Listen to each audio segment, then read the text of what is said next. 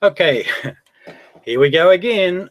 Right, so what the gaslighting team have done, have dug up some events from about 12 months ago and resurfacing. So they're focusing on two particular events. One where they claim that I'm a child sex predator, and two, the second one, where I'm asking ladies to show their boobs. So I'm going to, we're going to listen to their point of view, so that that's a fair hearing. We're gonna listen to this video, and then I'm going to then give, and in the course of that, I'm going to give my responses once again and clarify, because I noticed a couple of things that I did that haven't been explained yet. So what I did is sometimes I exaggerate a couple of things, because I know the impact that has. It winds them up a bit. So it's a bit of a kick in the pants back to them. All right, so I'm going to explain that. But before I do, I just want to talk about this phenomenon called gaslighting. So I'm starting to get a really good grip around it, because I've got plenty of exposure to this internet bullying caper. Now, people are starting to acknowledge, which was, they wouldn't do that in the past, but more and more people are coming out and acknowledging, yes, this is not good behavior. But what they don't do is they don't take it a step further. They don't actually take any action. So they don't come to my side and say, Rob, you're being bullied. I acknowledge that. Although one girl did just the other night. They acknowledge that, but, it's a bit of an ass-kissing move. What she should do is stand beside me and say, yes, to the bullies, you are bullying, stop it. But, that movement's starting to arise, which is a really good and positive sign. And there's a friend that I've associated with for quite a while, knows quite a bit about everything. I'm asking him to really step out of the shadows now and make some comments.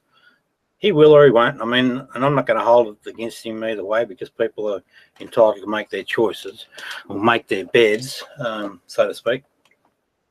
But I just think it'd be a useful thing. All right, so now let's talk about, before we get into anything else, we just want to talk about gaslighting and how do we identify the gaslighting behavior. It's really not that hard. The patterns are very, very similar. And in fact, this video that we're going to watch, I'm going to point out some of those behaviors, as they occur through the video. So as usual, a lot of stopping and starting. So viewer, this is going to be a long one, so you might want to park it or go and have a rest or whatever.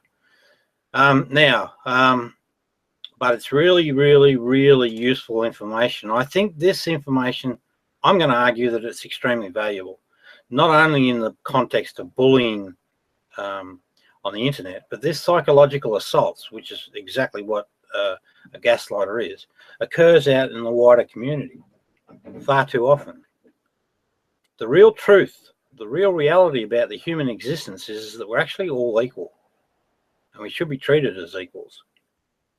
That's the reality. Anyone imposing something over the top of that is bullshitting or lying. Now, you'll talk about higher intelligent, prettier, all that. None of those things count when we talk about equality. Black, white, pink, purple, none of that matters at all. And that is the true story. Anyone that talks about against that is actually telling a lie, either to themselves or to others. And that's what gaslighters do. That's their form. So what a gaslighter does, they have an agenda which is based on ego. Thank you, viewer. So viewers left. They have an agenda that's based on ego. A bully of any nature is based on ego. And the kickback or the feedback that they get is when they dominate the other party, that gives them a bit of a rush, and it gives them this sense of superiority. So a bully has a superiority complex, and they create in their victims an inferiority complex. So that's the fundamental thing.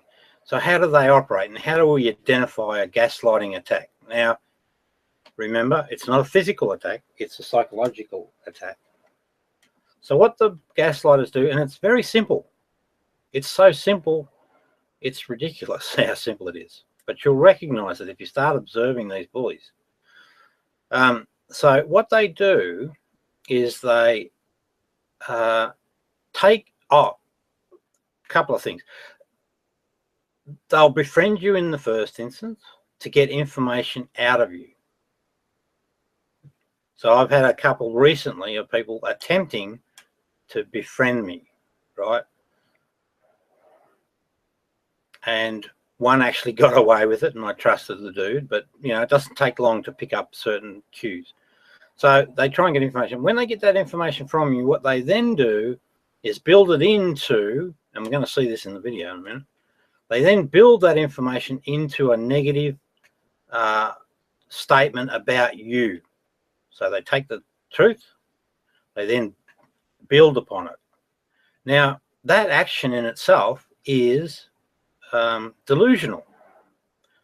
What do I mean by that? I mean that the idea is created in their mind, or the embellishment is created in their mind.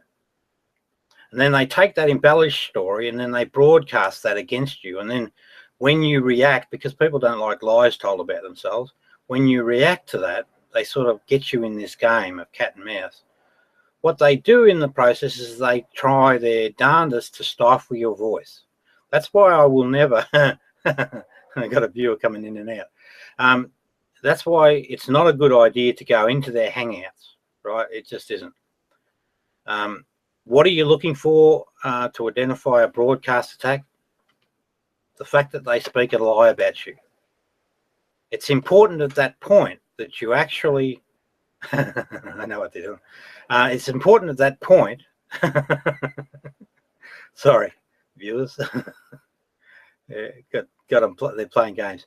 It's important at that point when the broadcast lie occurs that you actually do not participate with them at all beyond that point. You simply do this. You simply ask them to, and I saw a young Christian guy did an extremely good job of these two old farts, ran rings about him recently. So these two old farts I'm talking about are gaslighters. So what you do, you mustn't go past that point, right? You've got to insist, where's your evidence? Now remember, they made the story up in their head.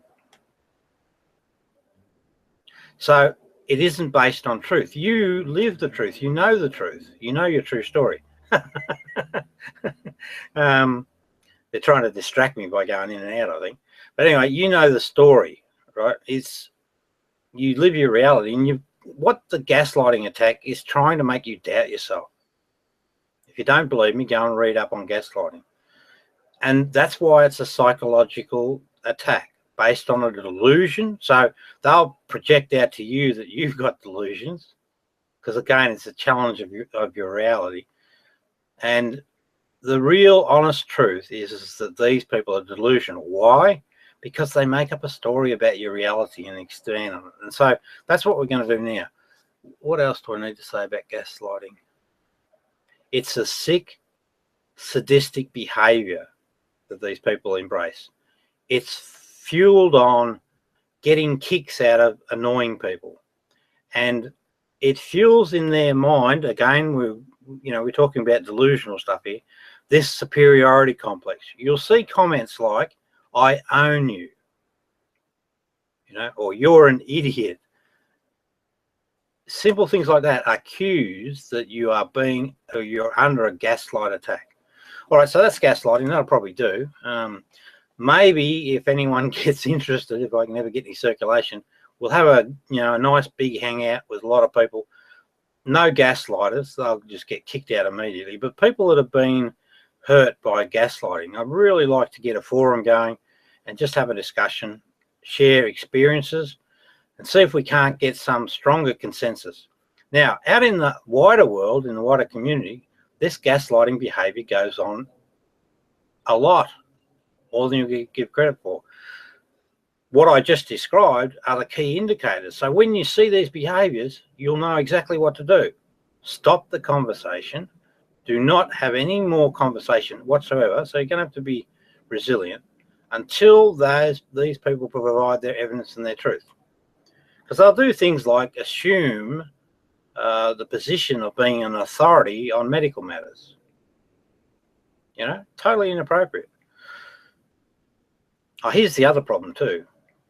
You won't get it. Don't look for a lot of support. Unfortunately, in our communities at the moment, people don't want to engage in fights. You know, they just want to. They'd rather watch the fight rather than engage. So I had a friend, Sugar Rhodes, and she got bullied by a group of what I would normally consider as good people, and they were basing their information on a bad source. But apart from that, they were doing the gaslighting. They were gaslighting this lady. One bloke that comes to mind who should know better, his name is, I call him Curb. His name is Cerebus Rex on his internet name. Now, he's a paramedic, and this lady was a paramedic of 22 years, PTSD, and this guy sat by as a watcher. Now, he should know better. Another guy, he also sat by. Well, there was a Deus dude. He sat by and did nothing. He participated in it. He participated in the bullying of me, and so did Curb. Right. So these are paramedics. Yet online they play the bully game for entertainment. Another guy who's a professional. He sat on the fence. He knows who he is. And that's what happens. That's why bullying succeeds, because people don't step in and say, hang on a minute, I saw what you did. That is gaslighting. You don't have to get any more involved in that. You just have to, acknowledge it. And then the bullying doesn't persist. So let's move on from that. So the first thing we're going to look at, so these guys in this video are calling me a sexual, confessions of a child predator. Now, do you think child predators come out and say, hey, look at me, I'm a child predator, look at what I do? I don't think so. That'd be a real rare thing. But this is the way. So I'm going to hopefully demonstrate that I'm not a child predator. I did do something that these guys find offensive, and that's fair enough. I haven't done this thing, right, which is basically a sex ed talk, since then, and I have no intention of ever doing it that way, because the one thing I realised is, yes, it is appropriate, and it should be the father that does it. But any adult that wants to have a talk about this concept that I bring up, I'm more than happy to entertain that. No drama at all. So I'm going to defend myself on that charge, but before I do, I want one of the accusers, right, is a guy called Bulldog 101. So if anyone's come across Bulldog 101 in their travels, hopefully, if they're honest folks, they'll know exactly what I'm talking about when I talk about him being a gaslighter, which is a person that does a psychological attack or a bullying event against another person. So this guy's tormented me for probably nigh on 3 years now. And don't bother saying to me, why don't you just leave the internet? Well, if you're going to bully me, I'm not going to step down. Ever. Ever. I'll walk away when I decide to, but that's my right. But I'm also the victim here, and I want my voice heard. And I will keep going until I can get it heard. Or you can block me and go your way, and if that happens, then I'll go my way that way. So I want to show this accuser, this gaslighting bully, this sadistic, cruel human being. I want to show you a little bit about him, which relates very closely to sexual predation. I'll try and be more specific when we get to it. So just hold on, I'll set up.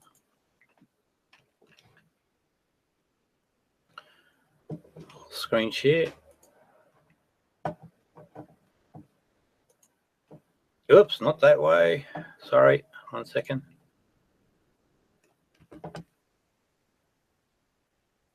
So basically what this dude did is he teased some young boys and was trying to get them to pull their penises out on the internet.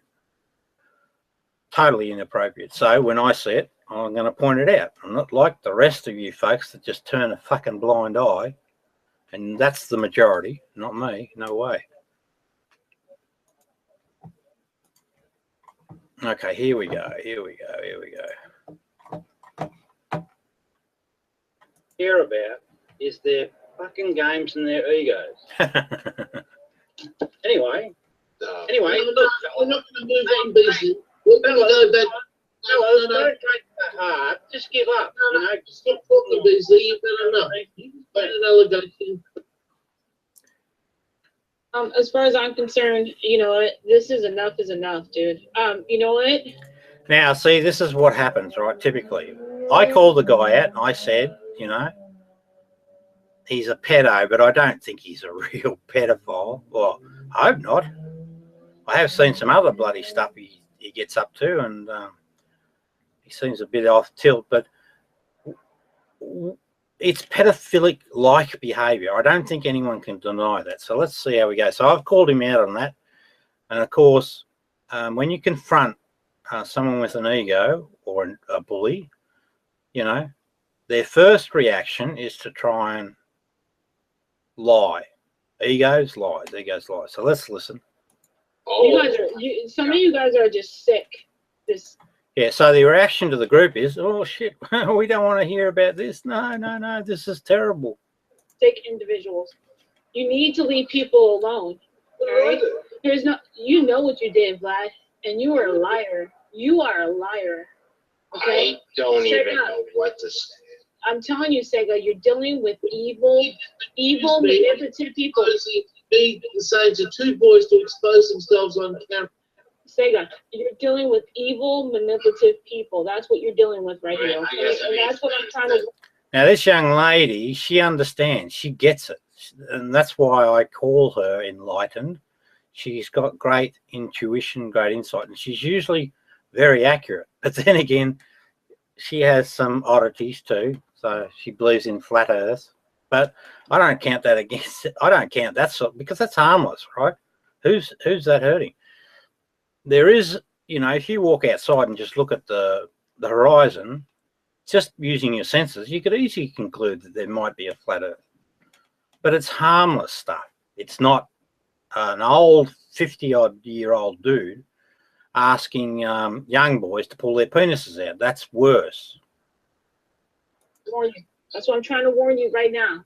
This is who you're back. Well, see, this is the thing too. This bulldog, he influences people and he wins them over. He's very good at it, actually. So this guy, Seeger, she's warning him, you know, be careful with these people. Backing up. These are the people you're backing up. I just heard his wife say that. I can read people in their voices and their body language. So the reference there is my wife actually came on because she's seen all this stuff, and she doesn't do it often. She hates getting online, so I appreciate that.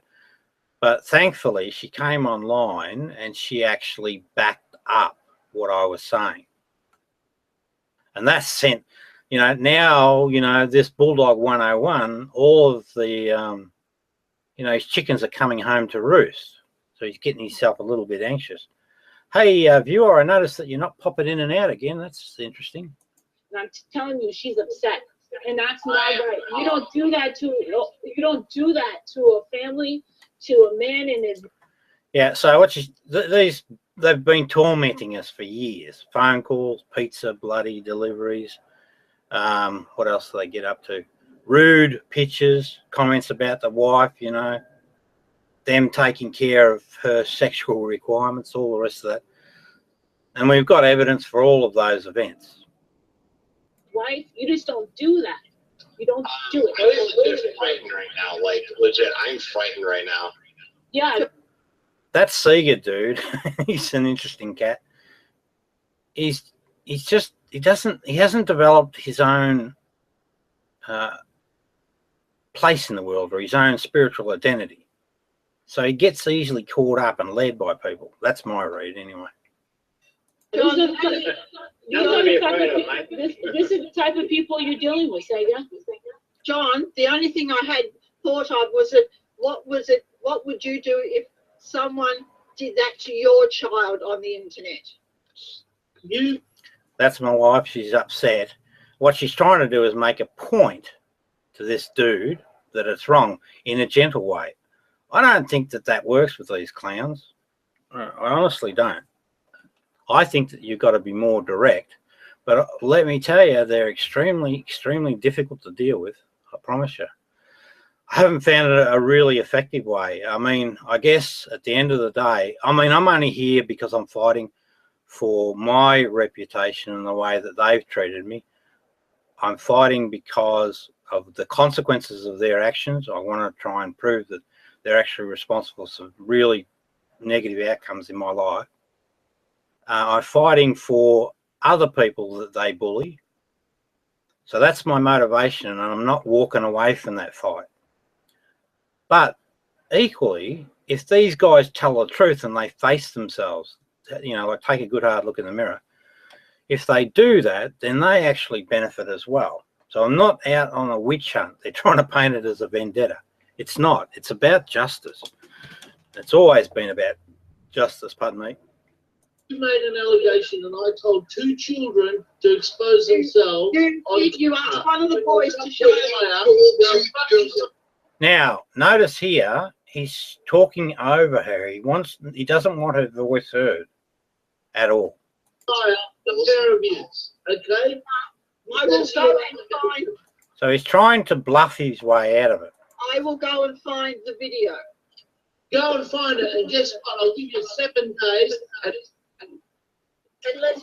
can bring those boys in right 7 now. days, You know that. I can bring him in right now.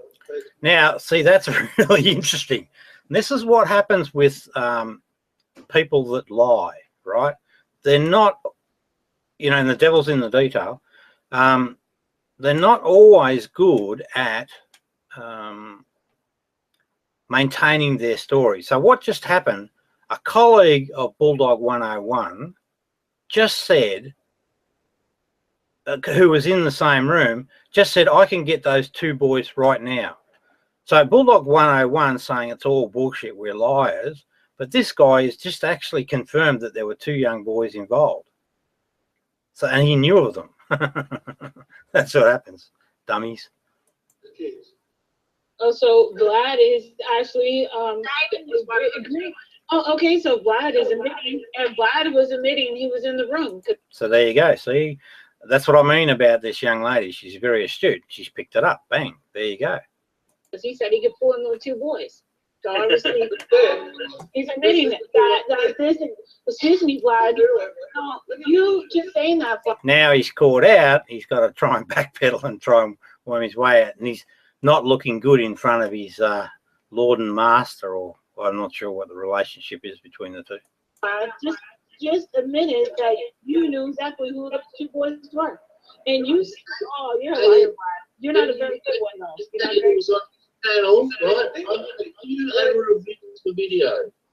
I originally wanted to do it as a joke, like for fun, and just have a fun debate.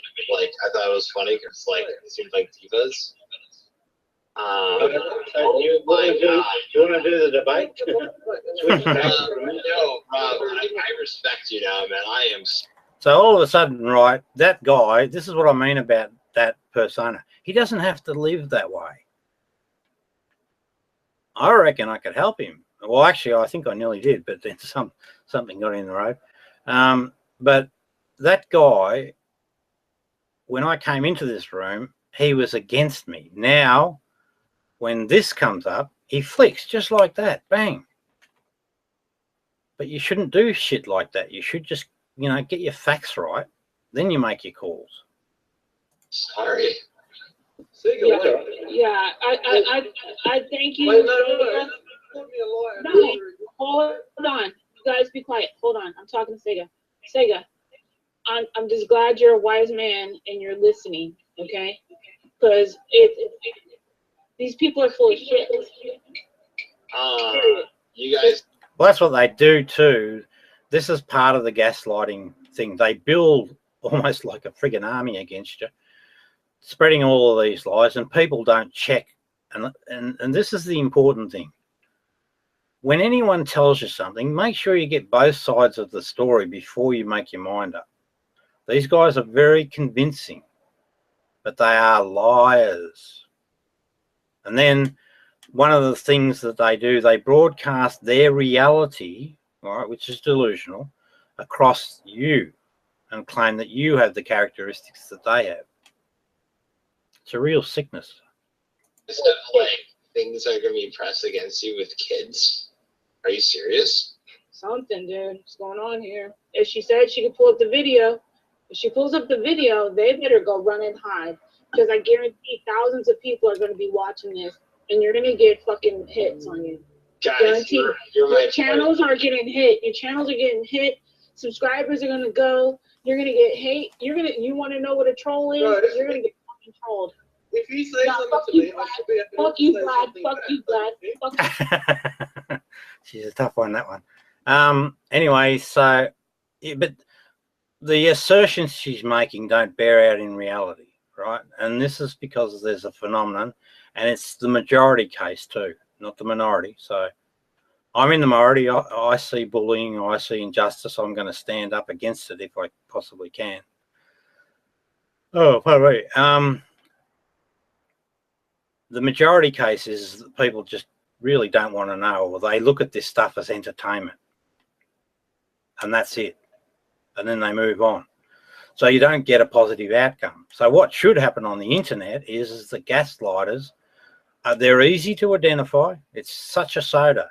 It's not a smart or intelligent operation. It's pretty basic, really, when you actually work it out. Just identify it and run them out of town, basically. Or, you know, now before you do, just say, look, do you want to make a full confession? And they make the full confession, everyone move on. Let bygones be bygones. So run out of town if they won't own up to their misbehaviours. And some of these dudes, particularly this Bulldog 101, I'm not the only one he bullies. I think he's doing it 24/7. But, you know, yeah, that'd be a long session hearing his hearing. Better than ever, I'm back. I will do whatever you can say whatever. Put a shirt on. So he's still ranting and raving about, you know, you got to find that video. He's hoping against hope that nothing will come of it. But guess what? Tell me what to do now. If we don't find the video, John, it doesn't matter. But I don't know. It does not matter. Because Beasley, you made that outrageous claim, right? Here's the thing. It got removed. Hang on. All right? I've had enough of you being making John. I'm not fucking listening. Oh, this is Here's the reason that I made it. Now you'll notice I can't quite pick up what he's yabbering. Maybe you guys can, but but he's certainly getting threatening and trying to intimidate. And you'll notice that it's having no impact at all on me, none whatsoever. And so he's yabber, trying to cut the conversation, right? Well, watch in a moment when he actually gets caught out. He really shows his true colors. The filthy, in the language, listen to the language, the filthy, sadistic, cruel behaviors that this man lives out, all because of his ego, right? It's all about, I'm John May and I'm able to do what I please and I can make you do whatever I want you to do. That's the fundamental baseline. Now that is delusional thinking. Absolutely 100% delusional. Because we're all born equal. You might have you might look prettier, you might have a bucket full of information in your head, but in terms of our relationship as human beings, we are all equal. Here's the reason I made it public. The reason I made it public is because it's inappropriate for that behaviour to occur to those young boys. Piece of shit, Beasley. Stop. I want Luke to talk. Stop. Calm down, dude. Calm down. Calm down. Why are you getting so motherfucking angry all the motherfucking time every day? Why? Listen. Okay, well, listen. Rob just This is Rob. We can't even get anywhere because everyone's arguing. Dude, I'm trying to tell you something. Rob, okay, listen. Rob's wife came on. Right, Rob's wife came on and said that Bulldog was telling 2 kids to expose themselves. Okay, he's denying it. Okay, he's denying it. So you're gonna put him on fucking like that. But hold on, Vlad. Hold on, Vlad. Let her talk. Why Vlad. are you so defensive? Only the guilty gotta defend themselves, Bulldog. Calm down. So that's a guy called Luke Dog, and unfortunately he's got himself into a bit of trouble. But that I haven't seen the results of that yet, so I'm not prepared to prejudge the dude. But he's a very astute young guy as well. If you observe him, a lot of people dismiss him because of his little games he plays. But if you actually listen to the guy, he's actually quite astute. So what his observation was there is that only the guilty yabber on and yabber on. I tend to agree with that, because if you live by the truth, you just make a statement about the truth and that's the end of it. But if you live a lie, you've got to defend that lie, and it doesn't match reality and it doesn't make sense and all these sort of things. So, yeah, very, very good observation. Let her down. I could be Vlad, I could be neutral. Hold on. You call your friend, and you're gonna make him out to be a pedo on air. You're gonna Okay, I'm about to say that. Hold on, I'm telling you what happened. So Rob's wife came on and said that Bulldog told these 2 kids that were underage to expose themselves. He said no, he did not do that, and you better fucking get, show proof of that, which I understand completely. Then she said that Vlad drove by their house with a couple of his mates, and they knocked on the door and they said, "Rob, do you live here?" And so No, she's got that wrong. We've got proof, video proof, that he drove past our house with his camera pointed at our house. Oh, right. And when you misreport stuff, these guys jump on it like a flash, say that never happened. And then they would turn to me and say, "Rob, did anyone knock on your door?" And I'll say no. And then they'll say, then it's all bullshit. But no, it's not all bullshit. You did do the drive-by. You did do the egging. So, a little bit of a trap you've got to be careful of. And these guys are, they're really focused on defending their lie. he's getting harassment by drive-bys from Vlad. Okay. Correct. So Vlad is saying, Vlad is saying he can bring in the 2 boys that were in the room. So obviously he knows about the room that Rob is talking about. So he confirmed that right there. I can tell you why this is all work.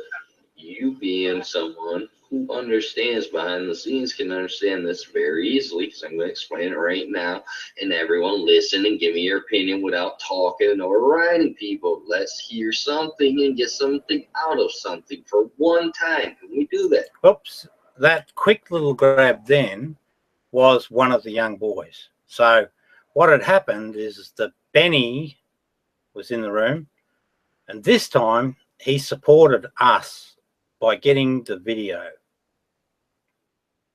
We don't often get much support. Hello, viewer number 2.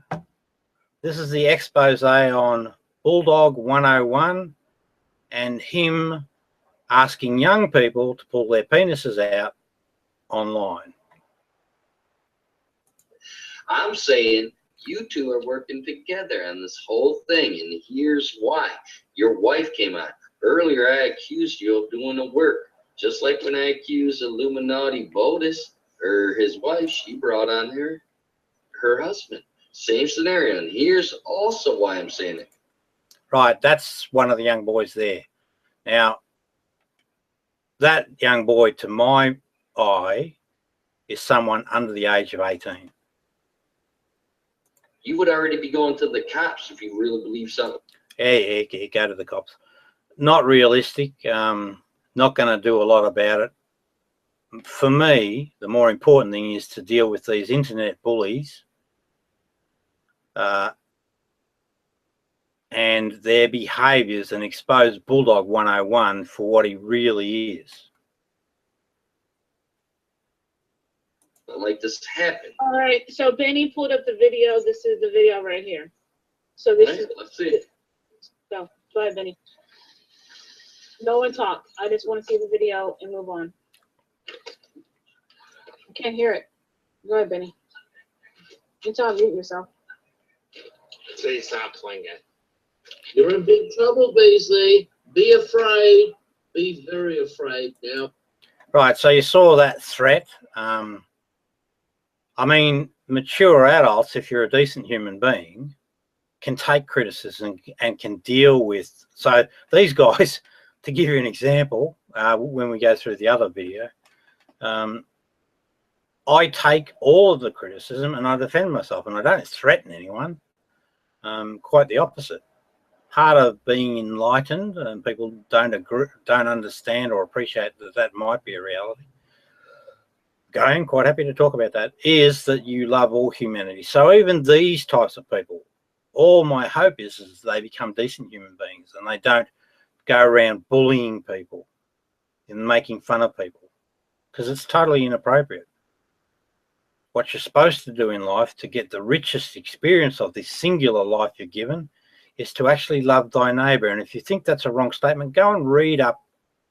There's about 10 or 15 religious and spiritual followings, and they all have this as their key golden rule. And it's a statement there for a reason, and it can be mapped back to a survival instinct that we all have, which relates to survival of the herd. Which herd? Which herd? The human race.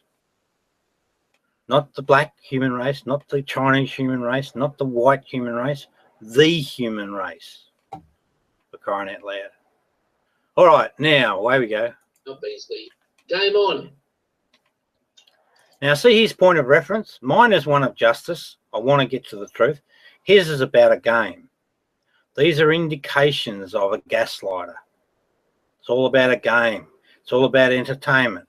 It's all about belittling your opposition. It's all about you feeling that you can control people. This prick couldn't control me if he tried. He's been trying for 3 years. Ain't doing so well.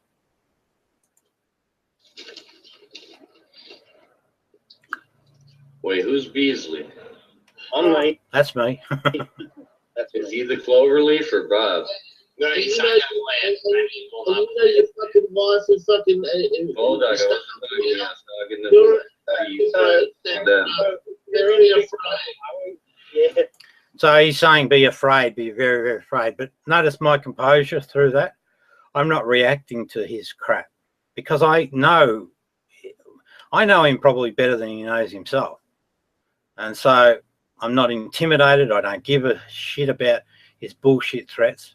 I'm only interested in what's the truth of the story here. Oh, gee, that sounds like a I threat. guess it was Rob. Rob, did you do it? Shut up, Luke. It's not a fucking threat, Beasley. It's a fucking promise. So, and he said that this time round again, I think somewhere he said it. It's not a fucking threat, Beasley. It's a fucking promise. Again, these are hallmarks of the character.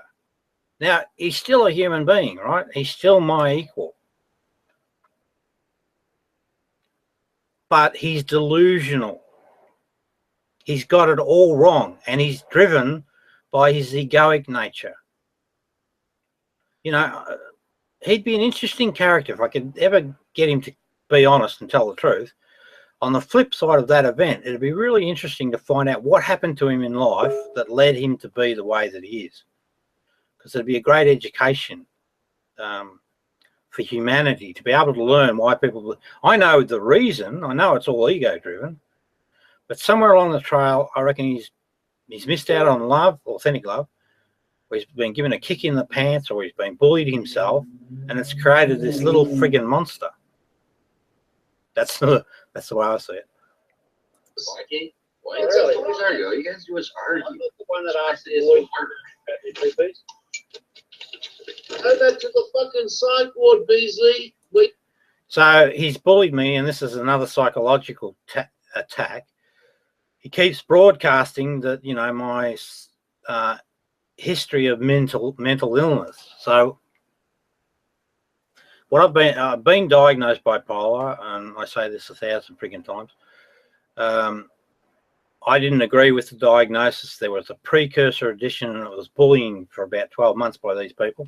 I didn't understand at the time that that's what they were up to, but you know, eventually I worked shit out. So my current position is, I believe that these people, this gaslighting phenomena, actually can have these sort of negative outcomes that lead to diagnosis. So I'm going to be following this up with my psychiatrist to see what he thinks, and we'll just see where that progresses.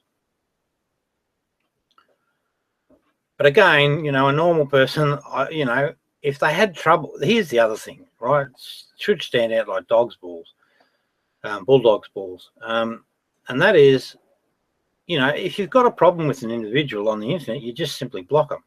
So what I'm progressively doing now, right, I'm just, you know, people that won't listen and won't, you know, come clean or won't be honest about things, and they're stubbornly persisting on that, I'm just blocking them. Just get rid of them. And I'll keep going until there's none left. And they might start blocking me now, and that'll be the end of it. But that means, at least from my point of view, it's vindicated everything for me. It just means that I don't get the full vindication that I'm probably entitled to. Alrighty, let's roll the videotape. Where you belong. Yeah, it's all right, Johnny. We've done a few chill videos. Like, seriously, this is too much for me. And see again, well, that's a common reaction. It's not just him. A lot of people, when it gets like this, down and dirty, they just want to head for the hills. And unfortunately, that's a real problem. You shouldn't do that. You should hear the hearing out. And then you should support the person that you think is being genuine. When you run away, you just leave that individual standing on their own. If you think that I'm the only one that holds that opinion, talk to the likes of Tomata and the Lion dude, Phantom. Talk to those dudes and see if they correlate it. And also consider this. Quite often we see in society these instances where people will drive by a person being beaten up, and it'll be the majority that'll keep walking, or they might stop for a moment to look, but then they'll walk on. It's only the minority that actually step in and take action. That shouldn't be the case. Should not be the case. Morally, I think you're obliged to actually step in, not necessarily put your, but well, there are people who put their life on the line, you know, for others. And that's be nice if we were all that way. Be a lot less trouble in the world. It's so fucking dumb. I don't believe any of this. So there's that kid again. So you work out the age. Luke again is trying to take that, you know, I don't want to see this, I don't want to know it. Same with my wife. I don't believe any of this. I believe you're all working There's the young boys again. I think, is that the second one? No. together, and you're all just wasting your time on our way to looking at this. Disagrees with Rob Beasley. So he's firing up a bit, you know, and this is, you know, the cat or the rat in the trap scenario. So, ladies and gentlemen, comment below. What do you think? Do you think this will work, or do you think this? It would have been good if people had a shut up, but I think they just don't feel comfortable about this. But hang on a minute. What about the two young boys? What about the bad behavior? This is real. Ah, he's got it. Or should Benny You know, I don't even care anymore. You guys bored me to death. I got chronic ass meetings. Yeah, these are the kids. You guys are downers. Look on Benny's These screen. are downers. All you do is bore me. The end of the world's going up. Bombings and shit, shootings. And you want to argue over stupid shit online. Stupid. Dude, there's MLB playoffs right now. I don't want to go. All we do every fucking day. That's why we can't ever have motherfucking fun. That's why people are bored with this shit. That's why you guys don't get fucking Luke, shut up. You can't shut him up. nothing. Because all you do is argue about stupid shit. All the time, every day. Every day, the same shit. Let's bounce. What's my silence story? Hashtag silence story. Everyone has to be quiet. Wait, listen, why won't you fucking bring your wife on camera? Get that little sucker out. There's a Come on. pedo. Now, if you were listening carefully, we would have heard pull that little sucker out, right? And that came from Bulldog 101. Well, Well, come on. mate, stop Come trying on. to You can do it. Well, you know what? I'll just eject both of you. You can't shut the fuck up and let the video play. Pull that little baby out. You know you want to. So he said, pull that little baby out. You know you want to. Come on. get Hold on. Show me your good. Show me your gherkin. So that's a euphemism for penis. Show me It's all your about good. rent from the death, boys. Shut up, you guys. He's saying. No, you can do it. I know you got a big gherkin. there, mate. Oi, listen to me. Listen to me. Listen to me. I'm going to listen to me. Come on. Show me that gherkin. Come on. All right, little boys, to show you their gherkin on fucking camera. Come on. Give it a little bit of a rub before you pull it out. He just said, give it a bit of a rub before you pull it out. Now, you'd have to be a fool if you thought that was something else. He's a creative storyteller, but I think it's pretty evident. And we'll see what the young lady says in a minute. That's it. That's it. A bit of KY. That's it. Gherkin. That's, reference to masturbation. Oh my God. Fucking cricket bag, you got up your fucking jumper. Yeah, you sound like a real pedo there, eh, Rob? You bring your wife on camera for that. So that guy is just trying to play it down as if it's not a big deal. But it is what it is. I mean, it's pretty clear. Maybe to him it's not a big deal, but it's not quite appropriate. And it does show the character of this guy, Bulldog 101. I'm hearing Bulldog right now telling the little boy to do it. Yeah. So she gets it because she's a straight shooter. Other people, though, want to sit on the fence or just keep out of the fray.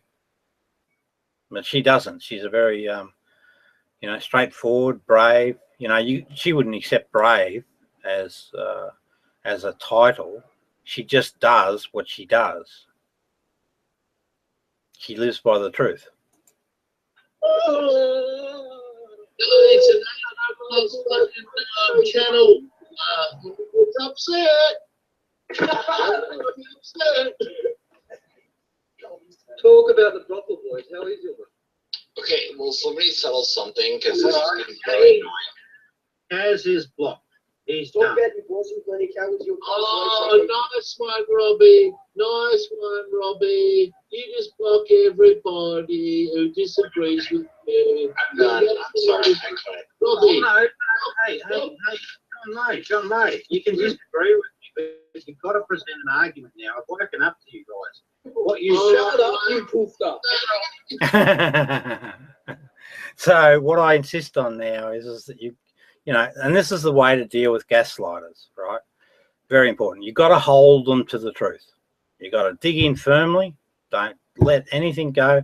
And that's what this young Christian dude did. A very impressive young boy, about 23. And he had these two old farts, gaslighters, Bulldog 101 and a guy called Sydney Winston. What he did is he had both of these guys on toast. He had their measure. Why? Because he held them to the truth. Very, very important thing. And you don't let it go an inch longer with the discussion unless they tell it. And if they won't, you just say, well, all right, off I'm going. Have a great life. Unless something happens in 35 seconds, I'm going to get two links, right? Gave him 2 links, right? And you fucking put it in the fucking side chat, and then you went ahead and fucking blocked him. So what he's trying to do now is divert the conversation away from the thing that's sort of, because he doesn't give a shit about people generally. That's part of the egoic nature. It's very much based on self-interest, and that self-interest is very critically self-interest, and it'll You know, if it's raging enough, it'll kill anything within its sight. No, that's probably not well put, but it has no empathy, zero. I think these guys called me a narcissist, and when they did that, I thought, that makes sense, because what's happening is you're projecting again. So that tells me straight up that they are in fact narcissists themselves. So I think if we would actually get a psychological review of these people that do this gaslighting, we'll find they'll be classified as narcissists.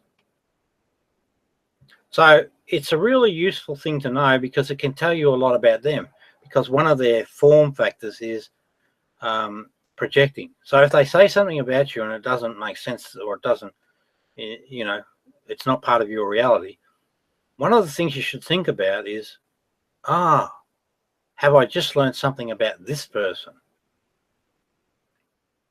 Are they, you know, because the behaviors are delusional. So yes, we can sign delusional. They call you a narcissist, and if you think about it, does that apply to my reality? And if it doesn't, then you can track back and say, it may well be something that fits your personality. So now we have a narcissist, we have a sadist, we have cruelty, we have self-interest, we have superiority complex. There's a lot of shit going on with these individuals. And I think, you know, the fullest of time, it can be proven. What the fuck is that about now? No way, dude. He can't fucking come back and present his fucking evidence. Guys, can I eat? Benny, I think that'll do. I think that'll a little bit further. Oh, okay. Yeah, no, that'll do, I think. Do you get the picture, Rose? Yeah. Yeah. See, without a hesitation, people that are truth seekers and they live by the truth, they just answer pretty much straight away. Yeah. So my immediate concern is for those young boys. Period. Oh, yeah. Bullshit. Wait, was it?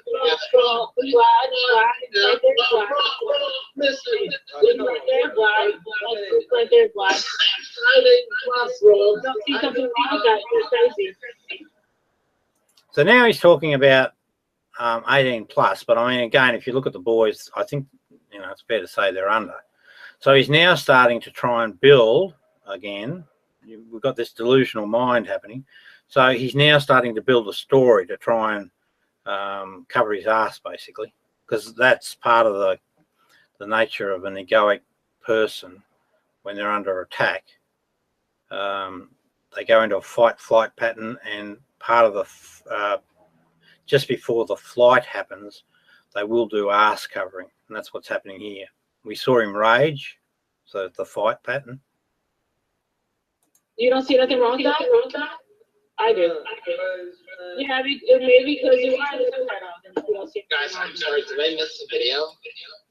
Glad I rushed back. You guys mind playing it again? I missed it. I'm sorry. Yeah, it showed a lot. Benny, do you have a URL to that video? Yeah, I'm sorry. I missed that. I didn't miss that too. No, if you're not going to be fucking, you're a fucking joke, right? And if you can't see that, there's something wrong with you, man. Whatever. So what they're trying to do now is explain it away as a joke. It's not a joke. It's not something that you should do. So now we're going to see I get accused, right? So let's go and have a look at that. I think that's enough of that one. There's probably, I mean, the one thing about these people that do gaslighting, they provide you with a wealth of material to dissect and learn and understand what their agenda is and what drives them and all the rest of it. So let's finish that one. I'll just stop screen sharing. So this is now me being attacked. And what I'd like anyone that's watching to do is look at my behaviors and reflect back on this Bulldog 101's behaviors and how he conducted himself, the threats and the violence and all of that sort of stuff.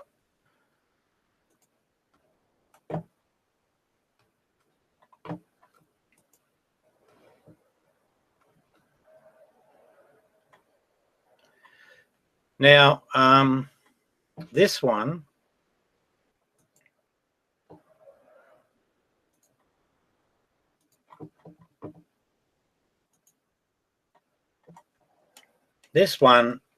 was where I was set up.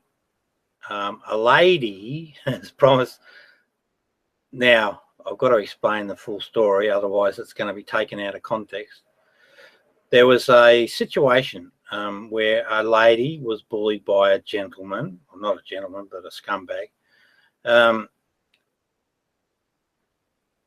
or gaslit or whatever. He took advantage of it, basically. And then once he led her to believe that there was a relationship, the relationship fell apart. There was some sort of online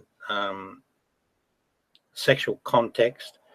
And then when the relationship fell down, he then went to the community that she was hanging around with and basically turned that whole community, and this is a gaslighting event, against this woman. And yeah, not the right thing to do. I had a brainwave, as I often do, where I thought I might be able to prove, well, I wanted to prove to her, because I tried to convince her that it wasn't her fault. It had nothing to do with her. He was the initiator. And what I wanted to prove to her is that males initiate the looking at ladies' boobs. And, you know, I wanted to try and prove that this guy, it was based on a sexual agenda, not one based on love, true love. Because if it was based on true love, the outcomes that we saw that followed downstream should not have occurred. He shouldn't have been bad-mouthing her. You know, if you finish the relationship, just finish it, move on. Block her account, move on. But you don't have those things occur. And while I knew for sure that it was the wrong thing, he posted in this forum a post which had her identity on it. And it said basically she was in the wrong, blah, blah, blah, blah, blah. Mark was always right. And I thought, oh, that doesn't sound like the story that I got from her. And it didn't make sense based on the behaviours. And I know a little bit about IT, and I know that you can actually, and he linked it across to her homepage. So I went and had a talk to her, and I just said, did you actually say those things? And she said, no, I didn't. And then at that point, I knew for sure that this guy was an abusive character, and he abused her. He'd let her believe a certain thing. He'd taken advantage of that. And then when he finished with his fun, he kicked her out, and then he proceeded, rather than leave it at that, he then proceeded to badmouth this woman. So the thing I wanted to do was try and prove to her that males are the initiators in these events. And also in the process, I wanted to emphasize, because I was going to be the one proving it, that love is important, you know, pre-sex. You should always establish love, but you've got to know exactly what that means. And it's very specific. There are not multiple types of love. There's only one form. There are things that we confuse and add on to the story, but love itself, the true love, is very, very specific. And it relates very specifically to love thy neighbour. Now, so I wanted to do that, set that as the forerunner, make the request to show us your tits or your boobs to a woman. And in that process, I hope to then go back to her and say, look, this is how it really works. Right? Ladies don't think of their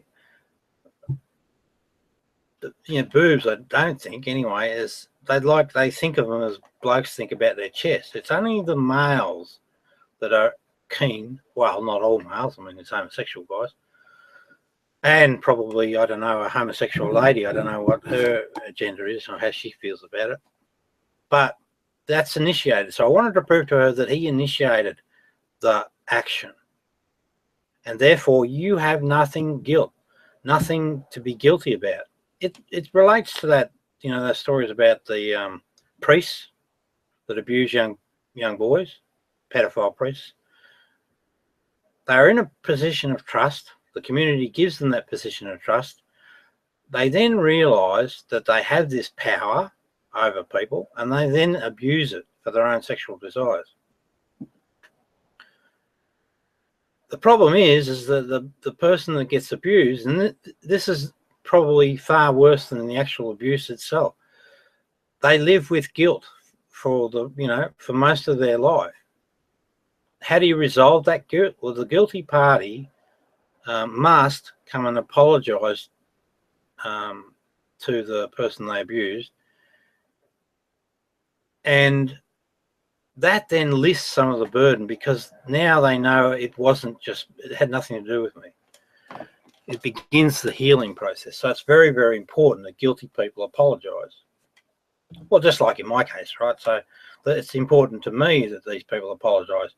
It heals me. Oh, well, I'm right, I'll survive. But it heals them as well. It's a healthy thing to do. So it all relates to this, when I see someone feeling guilty for something that's not their fault, I have an issue with that. And I want to try and address it. Now, I've been arguing, about my two wolf philosophy, all right, that everything's driven by these two primary instincts when it comes to behaviours. I thought, wow, I might be actually able to prove this point to people, that these sexual drives are instinctual. But it was done quickly and it was done on the fly, and I promise you I'm not going to do it again. I'll let science work that one out. I mean, for me personally, I'm happy because the process really confirmed a lot of things I was thinking about. But I'm not sure about this one. The female response was what I was interested in. Are they then, because the male initiates, do they then respond? In the circumstances, none of the women responded, which is good. So no boobs was shown. It was done privately, but in the background, these gaslighters, they were engaged in sort of spurring on, because I did wonder why the lady stayed so long in the conversation. And we'll see, there's a lady here that, well, she actually said, come into the room, and something to do with showing her boobs. So it was like, oh shit, it works.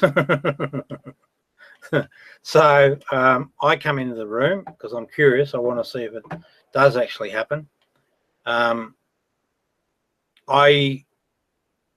You'll notice I'll make a comment, and you'll see that I'm laissez-faire about whether I see them or not.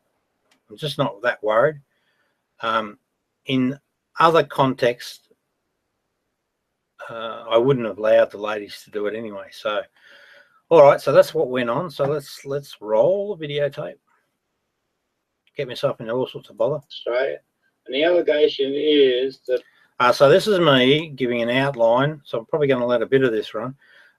So I say who I am. I say where I come from. So I'm not afraid of anything. I'm not going to hide anything. But I'm basically predating on a 15 or 14, doesn't matter. I think the boy was 15 actually. But again, for me, it didn't matter because I'm not predating. I don't see it that way. Oh, and by the way, yeah, I think I've mentioned it earlier, but I won't do the sex talk with anyone. And there was just this one instance that I did it. But again, I'll emphasize now, unfortunately, JP actually comes in, the guy it relates to, he actually comes into this room towards the end because I wanted the lady who was making all the accusations, I wanted her to be, basically say them in front of him. 14-year-old boy from Canada who's quite a gifted young fella. And he's, well, I'm sure, and my friend Benny is sure, that there's a guy called Benny on the internet that used to hang around with me quite a lot. Unfortunately, he was helping out the other side, the people that were doing the gaslighting. So I've just sort of said to him, basically, unless you confess or tell the whole story, or at least tell the truth, because I lived it and he was there as well. Unless he does that, then I'm just going to move on with Benny Boy. But he's a very intelligent, very entertaining, and very switched on dude. He's a wonderful, wonderful character. This young fella is enlightened. So what's happening? I'm talking to Benny. He's in the room. Benny doesn't talk. He types his conversations on a yellow board. And he's actually one of the most clever human beings ever to walk the planet. He is very intelligent. I've got to give him that. But that's me. I'm just sort of stirring up the audience a bit. But he is a really gifted young man. The stuff that he knows and the way that he knows it, very impressive. But so in a minute, we'll just hand over to Raven, who thinks that maybe things aren't what they seem. So Raven is the accuser. Raven has an association with John May. John May has got his nose out of joint because I exposed him for that behaviour with the young boys. So there are precursors to this sort of environment. And when you listen, because it goes on for quite a bit, when you listen to Raven, she definitely seems to be wanting to sell a point of view. But again, watch how I react to the accusations. What, Raven? And with a 15-year-old kid, you're having conversations with a 15-year-old kid on the internet, and you think that's okay? Now, at this point, the conversation hasn't occurred, right? I'm an open book. I've been talking about, I had been talking about this sex ed idea. And I mentioned to people that I've been planning to, have a chat to this kid about it. In hindsight, I don't think that was the wisest choice because his father should have that conversation. But you'd have to meet the kid to understand the circumstances. But also listen to what that sex ed talk is actually all about. Yes, I do. Why are you talking to a 15-year-old child on the internet about anything, Rob? Thank you. Good question, Raven. So she makes the accusation, and then in my worldview, I then get to respond. What happened was this young kid found us. Well, there's a group of us that are enlightened, and some. Yeah. Now I don't withdraw that. I mean, if you think that I'm not enlightened, well, then educate me on what you think enlightenment is. But I think if you observe me long enough, you'll start to realise that I actually do have a good read on a lot of circumstances. And that's because of this phenomenon I call enlightenment. But that's me. That's how I feel about it, and I feel that it's accurate. And I think it maps well to most of the religious stories that I studied.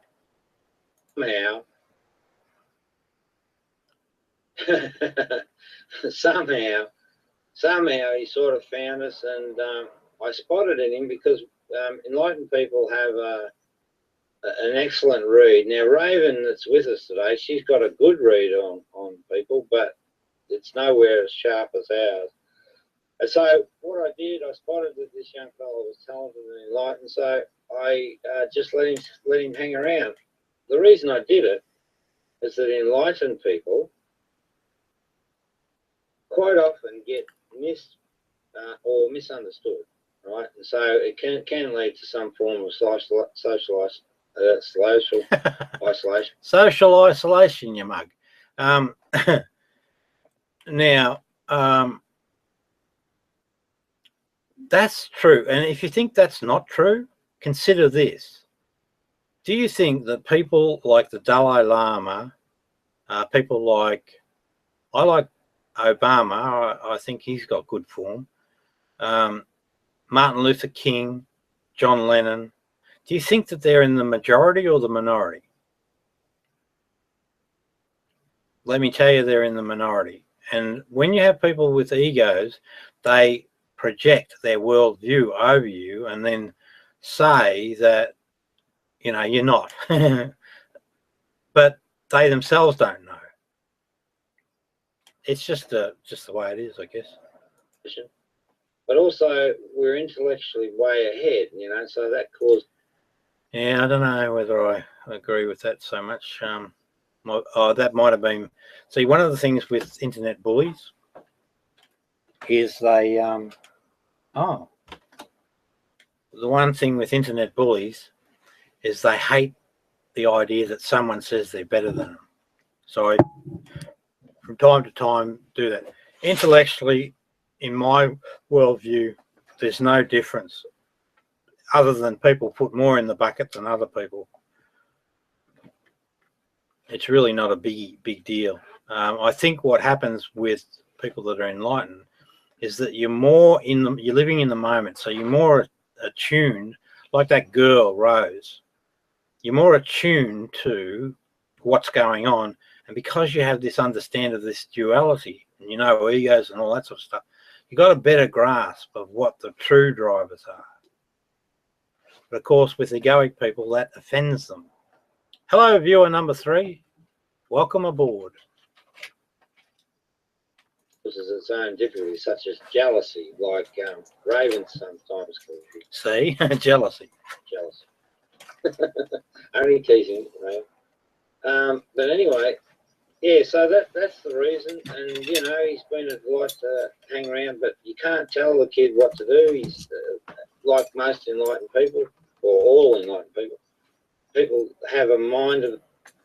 Yep, that's right. And that's the way all people should live their life. It's a wonderful way to be. You're totally free. You won't be told what to do unless someone gives you good information. We'll listen to it, but if you talk crap to us or you try and bully us or tease us or something like that, we're not swayed easily at all, because we've worked a lot of shit out of their own, and they're very very determined to follow their own direction. So yes, Raven, over to you. You are an adult male having conversations with a 15-year-old boy. Rob, you're a predator. Oh, okay, good question, good comment. So again, see how the course of the conversation goes. She gets her time to talk. I do interrupt her a little bit though when she starts to just because one of the gaslighting behaviors is, you know, drowning out the other person's voice or just overly emphasizing. You know, hey Raven, we've heard it once. We don't need to hear it 1,000 times. But to them, they want to resell it, and it seems to be effective. I mean, look at the number of views.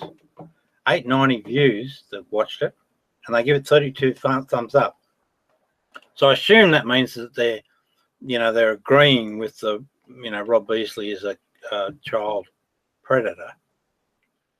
Actually, while we've got that here, I'll just read it. Self-proclaimed enlightened guru. Yes, that's correct. Rob Beasley. Well, I hate the term guru, so you can shove that up your ass. Rob Beasley admits to wanting sex talk with a 15-year-old boy. True, that's correct. Also admits he is not the first, and fondly recalls his companionship with another autistic underage boy. Right, so what that's about, there was an autistic boy that used to hang around this group of nutcases, and I kind of took him under my wing. His communications are a little bit strained, but if you're patient with him and listen to what he's saying, you can actually have a good conversation. And what you learn about that is you get this really extremely interesting and intellectually interesting human being. So these guys, though, this secular opinion, he's an arsehole, whoever he is. I must give him a copy of this. They frame it as, all right, now we've got two people. So it's gone from a once-off sex talk with a kid, and we're going to see what that means in a minute, to, you know, this, in quotations, companionship. So Rob's more or less a predator. That's bullshit. That's couldn't be further from the truth. But anyway, fortunately, the mother put a stop to it. That's actually true. And, I mean, I didn't have to listen to her because I felt sorry for the kid because he'd become quite a good friend and he kept looking me up. And if I had time, I just spent time with him, just talk and listen to what he's going. He talked a lot about his dog. He was, you know, just so wrapped in this dog of his. Now, this guy, this is secular opinion. So, and note the word opinion. It's very apt because this is all this fucking is. It's an opinion and it's not worth the paper it's written on. This is a very sick man. So he's assumed by that and perhaps what's on the video, sick man. And the fence sitters, now that tells me a lot about this individual. Fence sitting is a terminology I used because I was getting so frustrated with really what I thought to be decent human beings, observing me getting gaslit and bullied by these terrible people over a long period of time. I used the term fence sitters, and I said, you're just fence sitters, all right? You sit on the fence, you watch the entertainment, and then you go on with your life.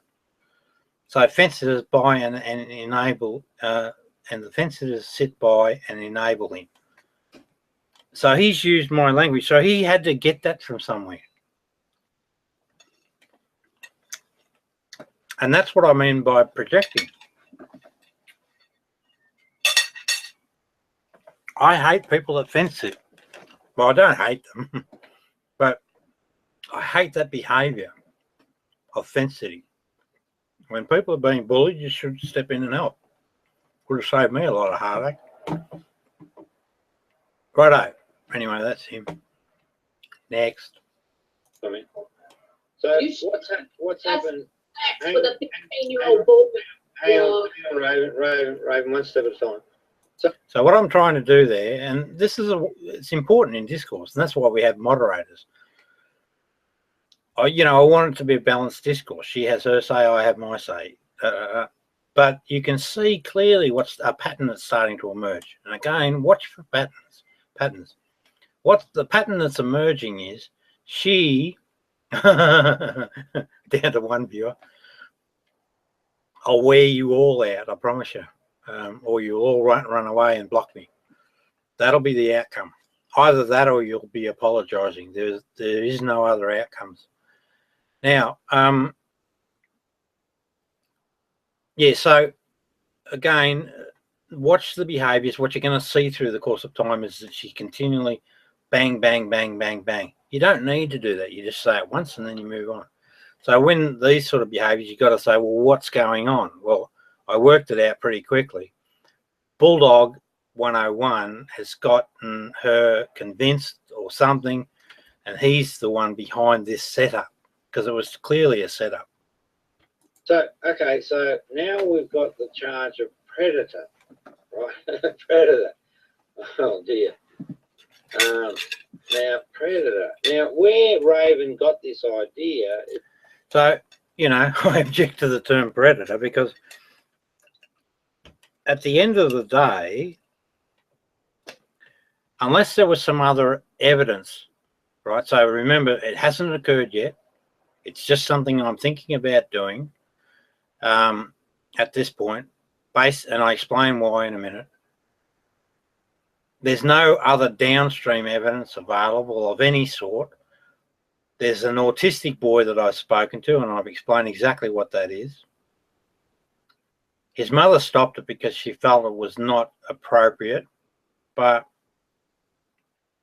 she didn't understand, that I was actually giving him a voice. But she's his mother, so I said, right, because I can't, she's got every right to do whatever she wishes with her child. Is that her internet sexual partner, a guy called John May, he did the wrong thing by her in, putting sex before love, and Now, I don't know whether Raven and John May were partners. I'm not sure about that now. That's what they were telling. That's what John May was telling me. He used to tell me that he had 4 ladies who showed his boobs and that, but I don't even know whether that's real. It's a delusional mind that we're dealing with. You know, they shared their boobies or her boobies. Now, in my book, that's immoral, and that's probably more related to predation or predating than, you know, it's where you, hang on. Izzy, Hang on. You get a turn after I finish. Hang on. Hey, Raven, I did say, and I meant it, that I care for you greatly. is John 15? John May. No, he's an adult. Thank you. How old do you think he'd be, Raven? I don't talk to 15-year-old children on the internet. So, my read on John May is that sex is a selfish thing for him. The point I'm trying to make to her is that he's a 50-year-old dude or whatever, and she's a 26-year-old dude. So you're my accusers. You know, maybe, you know, there's some questions to be put that way. Internet about anything, Rob. Yeah, But okay. Raven. A 15-year-old boy, that's different, Rob. Raven. How old is John May? How old? Is it? 50, say 50. So you ask me a question, I'll give you an answer. But she's avoiding certain answers because she feels that that might threaten their position. This is gaslighting behaviours. 50. 50-year-old man talking to a 15-year-old boy, and you think that's okay?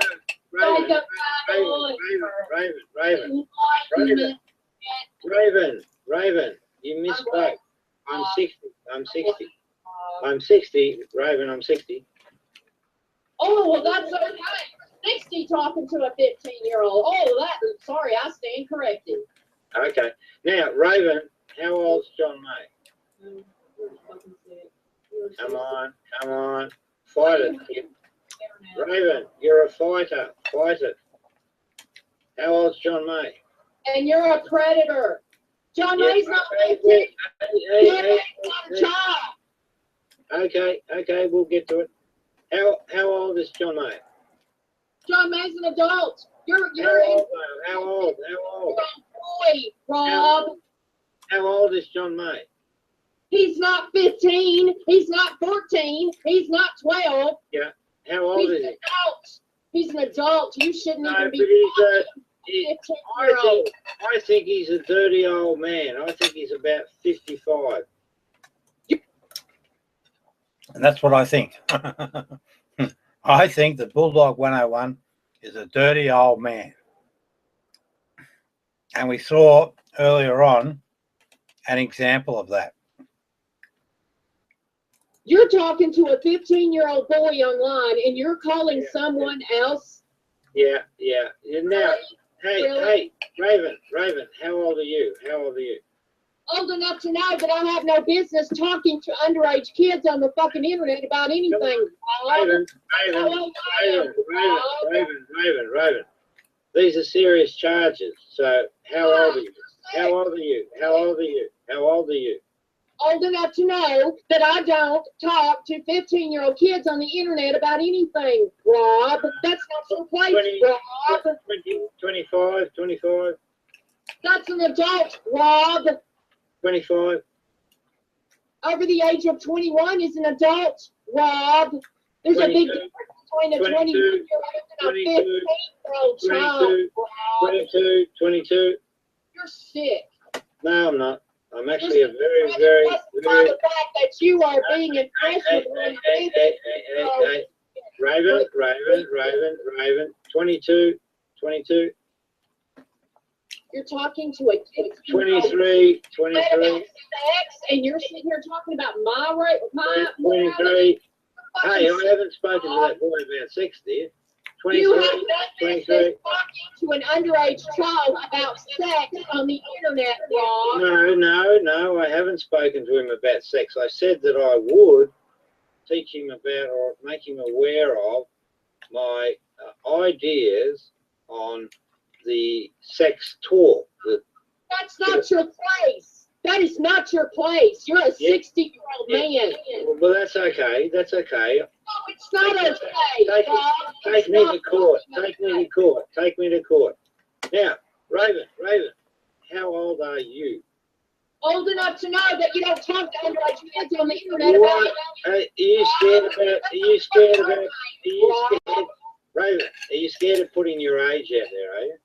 It's none of your fucking business. I'm not ashamed of it, and I don't. But if you're not ashamed of it, hang on, Raven. If you're not ashamed of it, what's your age? I got to tell us, you're a 60-year-old man, not just an underage kid. Yeah.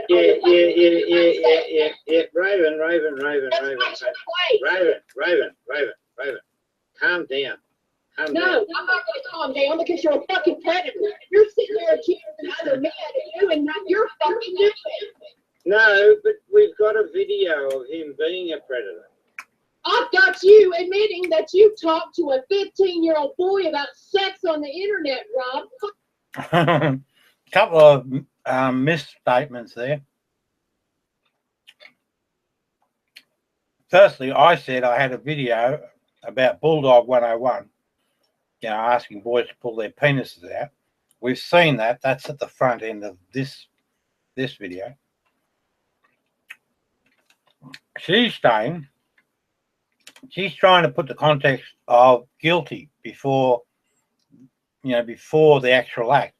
So at this point, I'd spoken to no one. I was just talking up this idea that establish love first, then masturbate each other. Now, I didn't use that terminology with this kid. Masturbate each other, and that way you get to learn each other's body and you get a respect for their sexual reality. Too often, I think, people don't get to that point of understanding the sexual reality of their partner.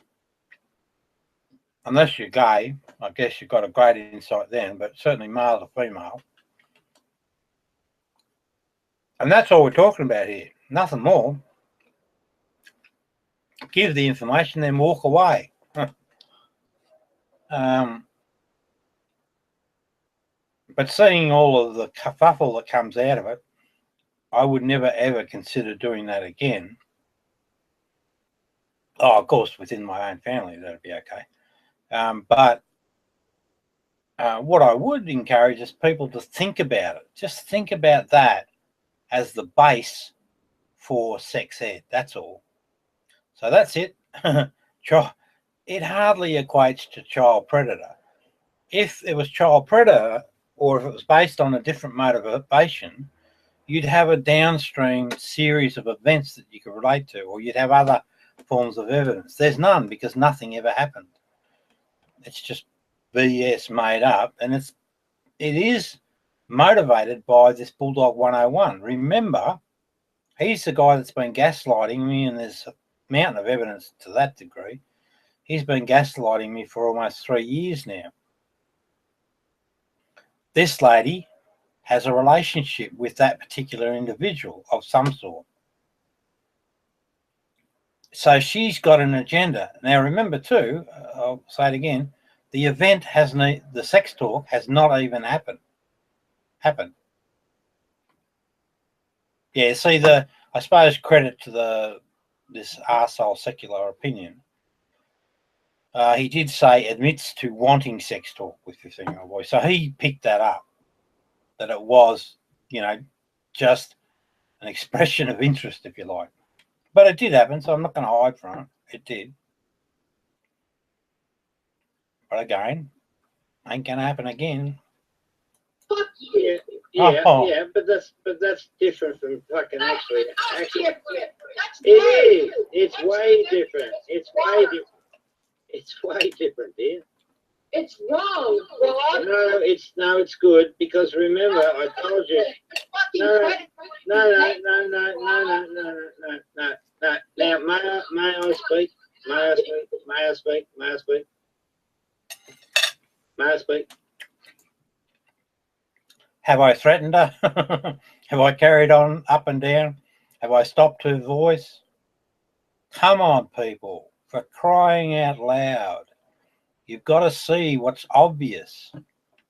Unbelievable. May I speak? May I speak? May I speak? Please continue. Okay. And I just want to admire your fortitude on your point of view and your control, the way you brought your control back. Very impressive. Yeah, because I don't like child predators, Rob. I think you're Well, just Rob. that's also very, very impressive. Very impressive. Because I'm of the same cloth. If I see something relating to sexual abuse, I'll actually jump in and I'll fucking fight tooth and nail to make sure that the person that does it is held to account. So now, we have evidence. It's on the front end of this bloody video. Have a look at it and consider it. I actually take action. we're alike on that score, don't you think? No, Rob, because I don't think my 15-year-old boys on the internet like you do. No, All right. Hang on, you keep repeating that. But I just wanted to acknowledge.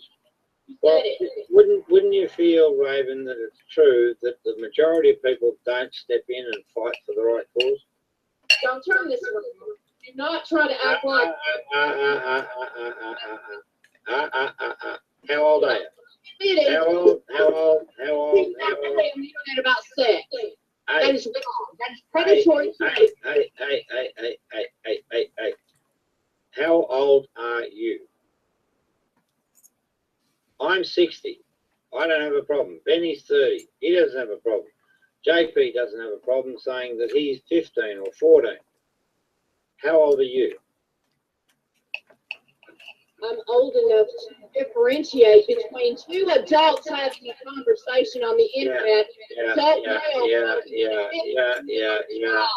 Raven, that's still not telling me what I need. Answer, you're a sick fucker and you prey on kids. You try to mold them. You can't influence adults until they see through your shit. So you go prey on 15-year-old boys and you turn it around and call other people perverts when you're the fucking pervert. Stay into your fucking question. Now, the unfortunate thing in this bloody video is that I didn't have her friend John May's video because that would have been brought in at that point in time. I think I asked Benny to go get it and he let me down again. But you've seen it at the front end of this one. So there's an inconsistency there. What are we comparing again? One old man to another old man. One old man, and we saw it on the video, asked young boys to pull their penises out. The other old man thought he had a bright idea about sex ed. And at this point, he hadn't done it, but he's told everyone he's going to do it. You know, don't you, work it out for yourself, I guess, but there's no comparison. All right, calm down. You can take your excitement and your God and stick it down up your ass. Because it's people like say God. I don't talk about God. Gods aren't real. They're made up. No. Hang on. Hey, all right. Calm down. Use that control that you exercised before just to bring yourself back. Control over people who admit to being a fucking predator with underage kids. No, I don't have any sympathy for you. Hang on. I never admitted anything. You said you were gonna type the sex talk with a 15-year-old boy.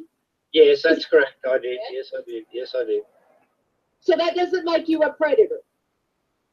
Well, can we let the viewers know what the sex But talk can you is? answer the fucking question, Rob? That doesn't make you a predator. Once That you're once running it gets into going, hang on. I'll just let the audience know what. I'm not concerned about what the audience has to say. I want to hear from you. I don't give a fuck about what the goddamn peanut gallery thinks. It seems that you're being like a control freak, which is one of the signatures of ego. No. So what I'm getting to there is I'm trying to point out, well, I know it's egoic behaviour.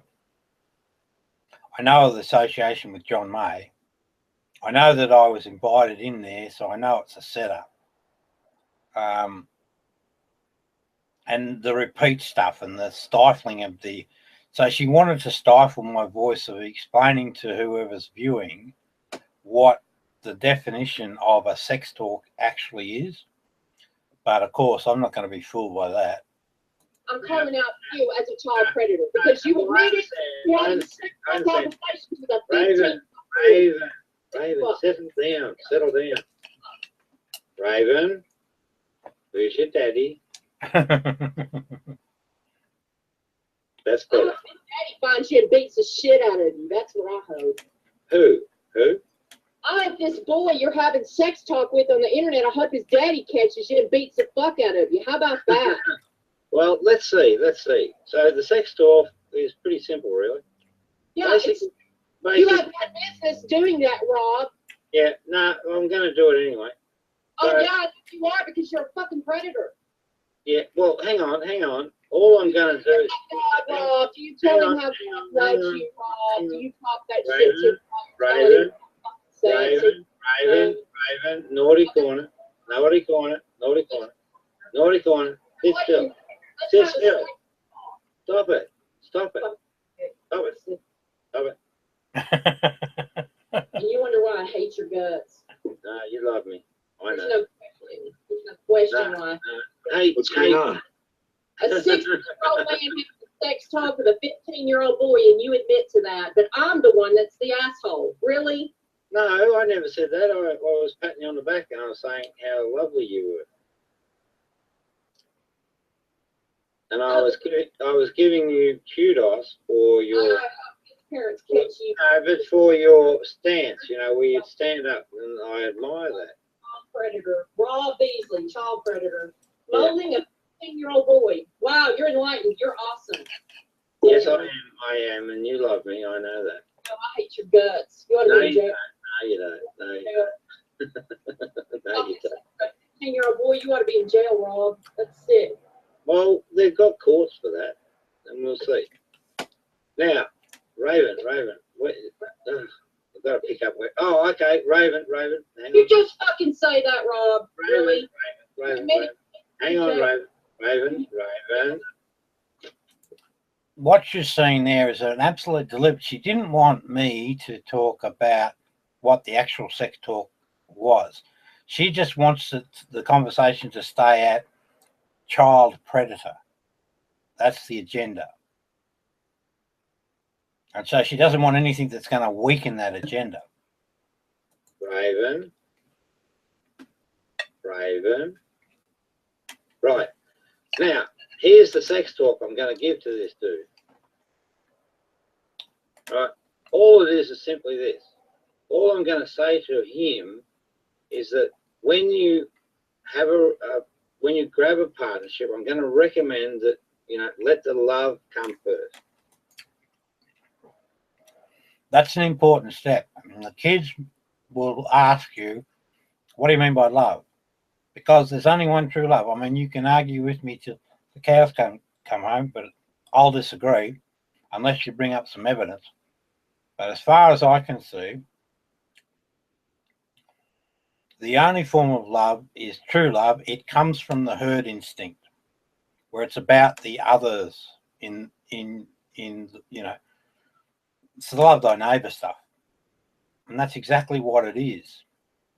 And I explained this to the kid, and you know what? He got it straight away.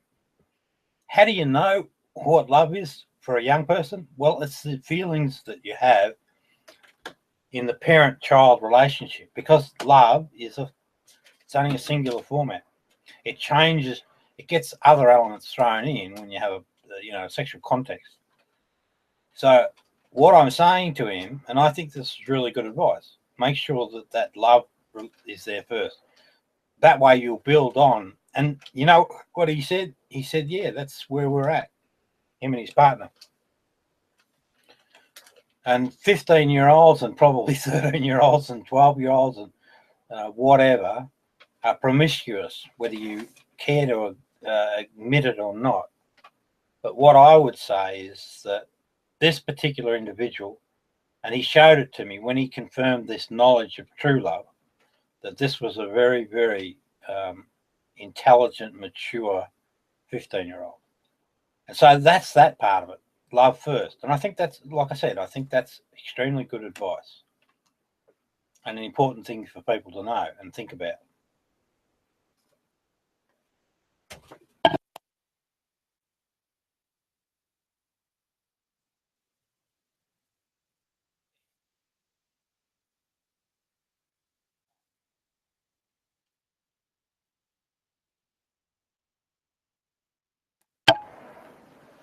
Okay. And that's the golden rule. When that's done, then when you're lying with that partner, ask the partner to help you understand their body, through perhaps masturbation or whatever, and let them teach you about the female body and the male-female relationship, because as a male, you pretty much can work things out for yourself. If you do that, I think that you'll have a successful and wonderful relationship, because you'll start off on the baseline where you're actually having an informed position on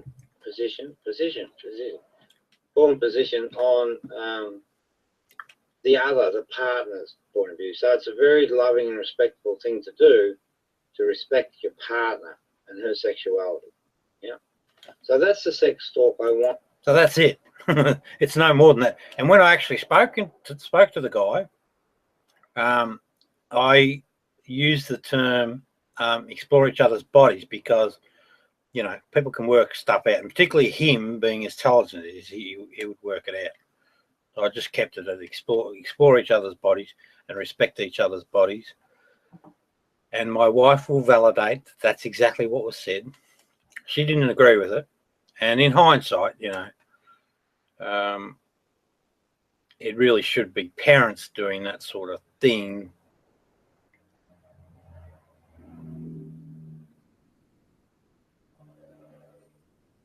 And, I've said before, anyone wants to talk about it and give their 2 bob worth. Hello, 2 viewers. More than happy to have a discussion. I want to share with JP. And if his dad comes and punches me in the nuts for it, well, I'm prepared to take the chance, because JP's like 15 going on 90. He's just a super, super kid and a super, super intellect. That's JP. Okay, Raven. You like this. If I caught a 16-year-old man talking to my 15-year-old about sex, you better hope the cop come save your ass. I will beat you to fucking death. Not a lot of compassion there, dear. Yeah, so that's just Raven doing her gaslighting stuff. All right, Raven, can I respond? You're a sick, twisted fuck.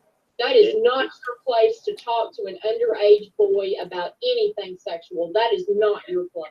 Yeah, but what you're missing, Raven, is that he's. No, I'm not missing anything. You can justify it. You can hide behind your Bible. You can call yourself enlightened. You can use whatever. No Bible. Whatever excuse you want to. It doesn't matter. Raven, calm down. Not be talking to a 15-year-old child on the internet about anything. I understand. Hey, hey, hang on. You made false accusations there, but that's okay. Let it slide. Out of your mouth. What? No, I didn't accuse you of anything. You freely shared that information, Rob. Yes, I did. Oh, no, hang on. I think you called me a predator. That was your own words, because I didn't. That's not part of my context. You're talking about sex. I know where you got that from, that predator, because I called out your friend and lover, John May, who's probably twice your age, and I think he's a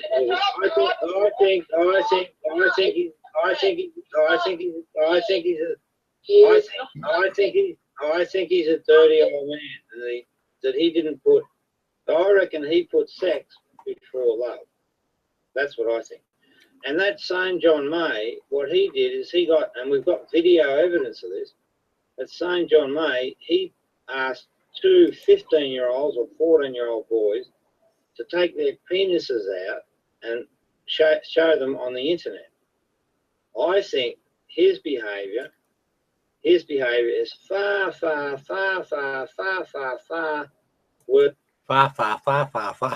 than the behaviour you're charging me from. But let's let the audience decide that. So now the second part of it too, where I think you've got misinformation about reality, is that, and I think that you know. Now, misinformation about reality relates very specifically to for a form of bullying. And anyone wants to have that debate with me, I'm ready to go, because misinformation about reality is a lie. A lie. When you lie, egos are born. Yeah, it might sound simplistic. I get hammered for these simplistic conclusions, but I think you'll find that they're quite accurate. That boys think with their penises. But a 16-year-old not all of us. into a 15-year-old boy. You see anything wrong with that? No, I don't. I think it's a very healthy and positive thing to do. Year-old man should have a sexual conversation with a 15-year-old boy. Think Yeah. that's okay. With special, what do you say? Special maturity. Yeah, well, you know, all through life, we're sexual beings. That's us. That's humans. You're a sexual being, aren't you? I don't converse with underage children about anything, Rob. Yeah, but we're adults. Hang on. We're adults here. A 15-year-old Hang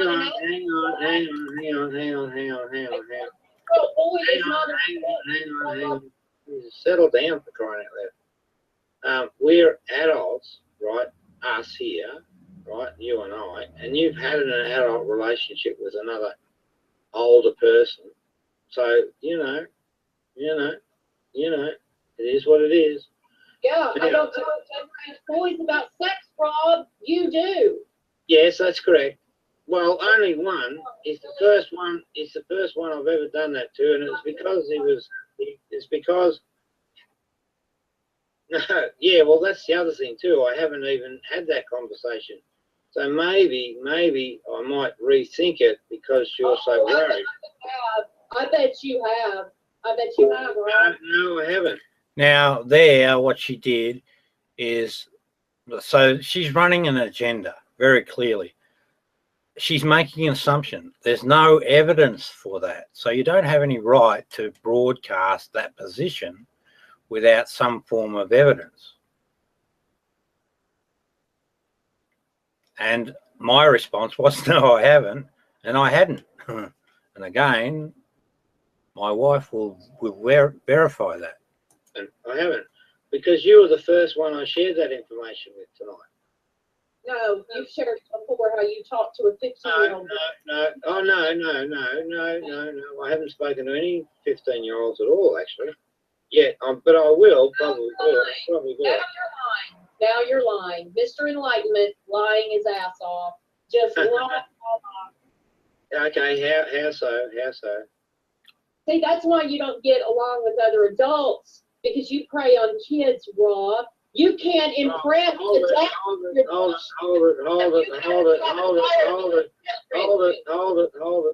Let's deal with them one at a time. Otherwise the audience will get lost. Excuse me. So, can you just say the first one again? charge, Your Honour?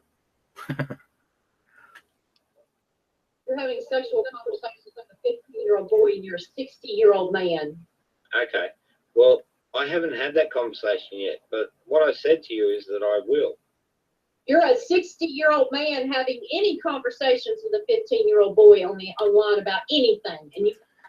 So what's really happening here? John May's got his nose out of joint, and he's just trying to find some way, one way or another, to pin something on me of equivalence, so that his behaviour gets swept under the carpet, and then he can get on with things.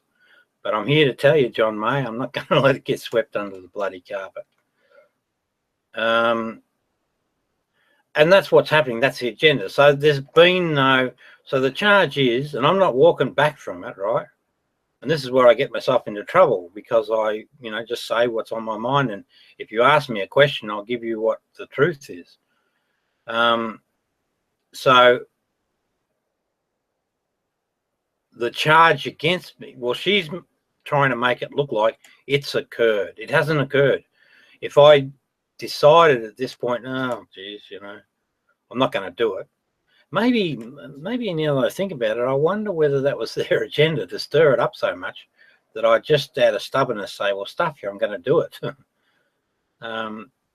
Because I feel it's a benign action, so I wouldn't do anything to hurt anyone. Yeah, so I wonder if they were cunning enough to actually set it up that way. So, but at this point in time, there's no charge. She knows it, I knows it. But she's trying to impress or work with John May and deliver on his outcomes so that he can get label me as a sexual predator. That way, if I try and charge him, which I've already done tonight, and I'll do it more times as we go along,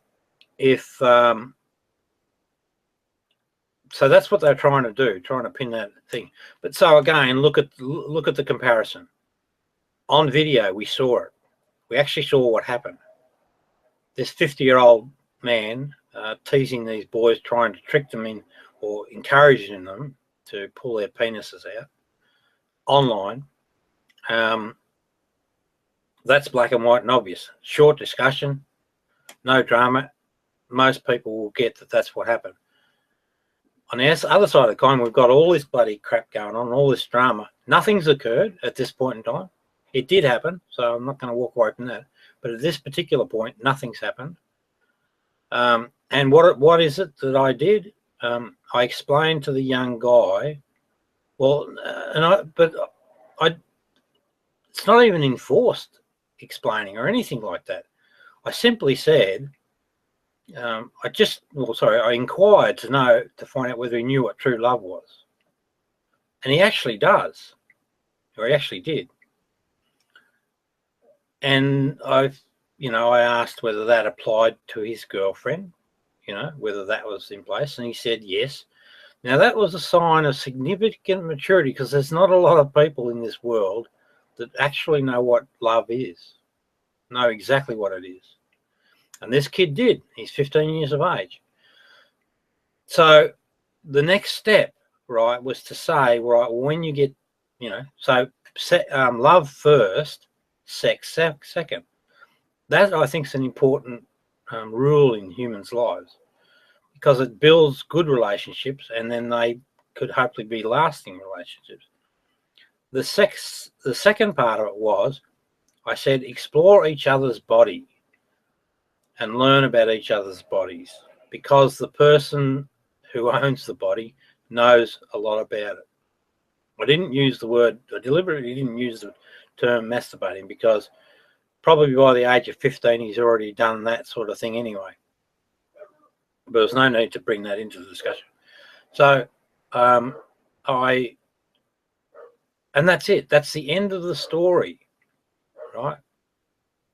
So he confirms to me that he actually knows what true love is. Tick. So I'm not teaching him anything there. He already knows it. Secondarily, I'm just saying, make sure that you explore the other partner's bodies. So it's a two-way street. And that's an intelligent way to build. And to me, because I was just thinking, odd. I don't know why I started thinking about it. I thought, wow, that's it. This sex education is bloody simple. It's a simple format. And I mean, if I had been raised that way, I think it would have had a massive difference. It's a simple thing, but it would have had a massive difference. And you get a more respectful outcome sexually for both parties. Much more mature. Anyway, and nothing teaching that, you know, they'll work it out themselves. They absolutely will. So now let's just recap. John May asking young boys to pull their penises out online, is that worse than someone doing the sex ed exactly the way I said it to a young person? And remember this, that once that was done, and also the special nature of this kid, the fact that he actually knew what true love is at the tender age of 15, very, very telling of this particular individual. And also bear in mind, from that point forward, I didn't do it ever again. They're trying to suggest that, you know, I'm a multiple offender, and this is all part of this gaslighting phenomena. What they're trying to do is, it's a psychological attack against me, and that's exactly what they're doing. So John May was showing up. Now, John May, I've got a lot more information on him and his behaviours that clearly identified this guy as a person that does psychological attacks on people. You know, he's just a classic bully. He got caught out. And you'll remember he said, be afraid, be very afraid. So from the point that I called him out, he then set an agenda to, you know, try and I guess destroy me. It hasn't worked yet, but he has had a massive impact on my life because of his behaviours. Great learning lesson, right? I learned a lot, but it has had a definite impact. So I'm going to try and see if I can find a psychiatrist that'll be interested in looking at some of this evidence and see what their feelings are about this gaslighting, bullying behaviour, which this girl's party to, because remember, the relationship between the two was not denied. This girl, so I just want to prove the relationship between gaslighting and the stay that I had in a mental health care ward for 19 days. And at the end of it, I had an appeal and I won the appeal, so I was allowed to go home, thankfully. I'm just saying that these behaviours, this bullying behaviour, has downstream consequences that are not nice. And it pisses me off that people who obviously see this stuff, and I know you folks do, and you sit on your asses and you don't do a thing about it. You know, you just let people get thrown to the wolves. Or you sit around because it's like the soapies, a bit of entertainment. Stop that crap. Anyway, well, here we go. I think that's okay. Yes. Remember I said to you, Raven, that this is a special person in terms of his intellectual prowess, his enlightenment, all that sort of thing. He's a fifth. And I don't step back from that. The kid was something special. He built a car racing game and he liked showing that off. And apparently he did it in 4 weeks, which just blew me away because I know a bit about programming and coding and that. Extremely impressive. Not seen anything like it. 15-year-old child, Rob. No, but he's not. He's not the norm. He is a 15-year-old child. No. He's not the. See, here's something. Here's a contradiction. When you were growing up, I think you were sort of left alone to work the shit out for yourself. Yeah, so what I'm referring to here is this young girl had a bit of a rough time of it, you know. So she did open up. Now, with people that do gaslighting, you've got to be really careful. You don't know which way is up. But her behaviours here suggest to me that, yes, there is some sort of troubled past. So that's what I'm really referring to there. That was her voluntary, you know. I'm just a listener. You don't know shit about my childhood, and it has nothing to do with the conversation we're having right now. Well, no, I think it does. My daddy would have beat you to fucking death.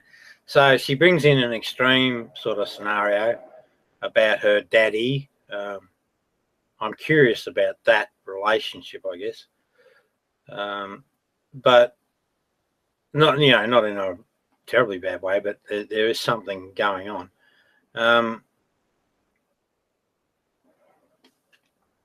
My daddy would have beat you. She brings in an extreme sort of topic to drag the conversation away and take control of the conversation.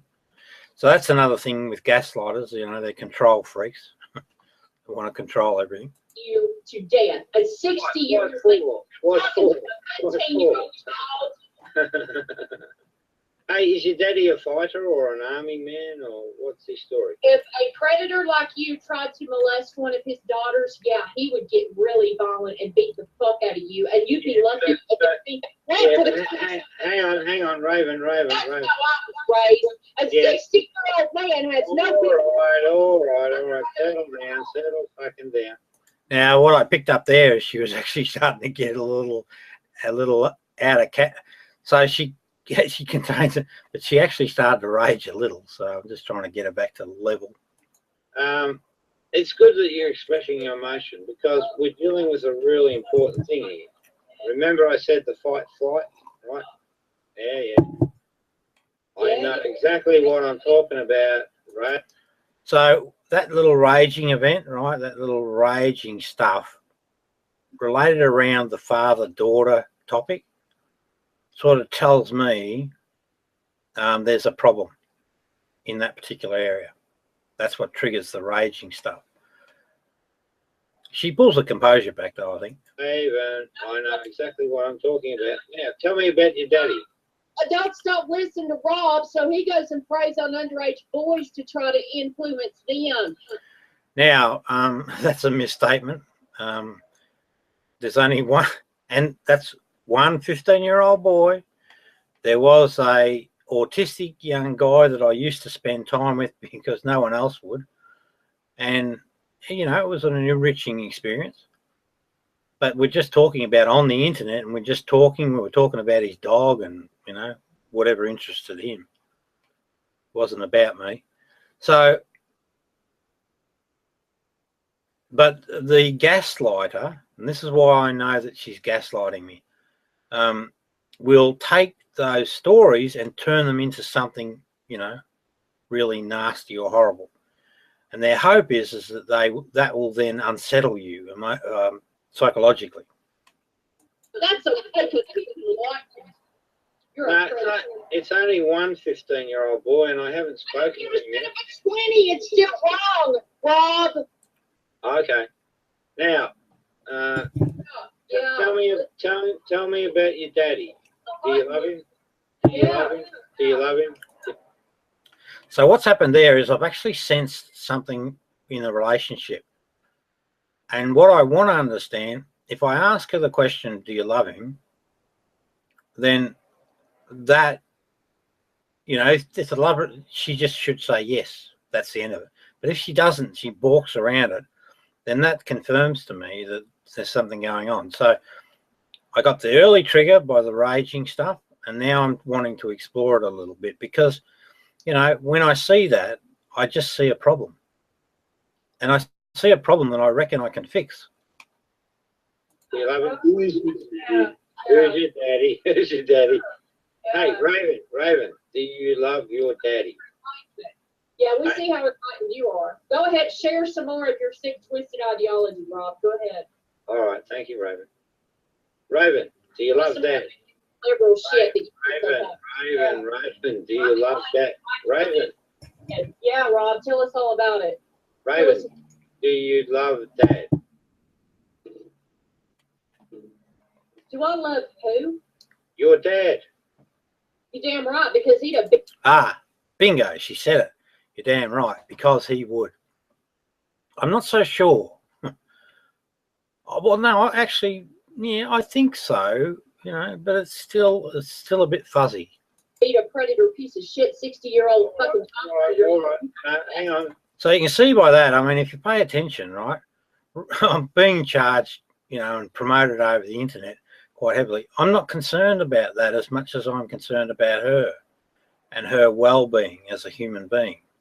So if I sense that there's some sort of issue, I want to explore it. I'd like her to open up and talk about it. That's me. I ain't no sex predator. Hang on. My daddy was a real man. My daddy was a real man. Yeah, well, hang on, Raven. Sitting there popping pills and telling other people about morality. Raven. Yeah, you're right, Rob. You're great. Yeah, right. hey, Benny. Benny, is it Benny or what? Yeah. Can you see if you can get John Pitts? Get him here now. That'd be cool. That's the specific individual. Because I knew that if he'd come in, it was entirely up to him. If he came across, we could actually then get this lady confronted with him and see what she's got to say. And I promise you, this kid would run rings around a bunch of adults. He would be in a hangout and, you know, people would be dissing and doing their gaslighting shit. And he would just run rings around him. Unbelievable young man. Is it just gonna? So are you gonna have company? Now, come on, Rob. Share more of your ideology. Raven. Yeah, all right. Hey, Raven. Trying to enlighten you, my dear. I don't want you to, but go ahead, explain it. Not yet. I'm trying to. So we spoke about Dad. The dad relationship's good. Oh, can I tell you something about me? Because your dad might get a hiding from me. Yeah, right. He beat you to fucking death. That's the way you should. No, not possible. Now, here's where I actually, you know, I exaggerate a little just to stir them up a bit. But there is an underlying context that's actually quite real. Hang on, Raven. I'd actually beat him up.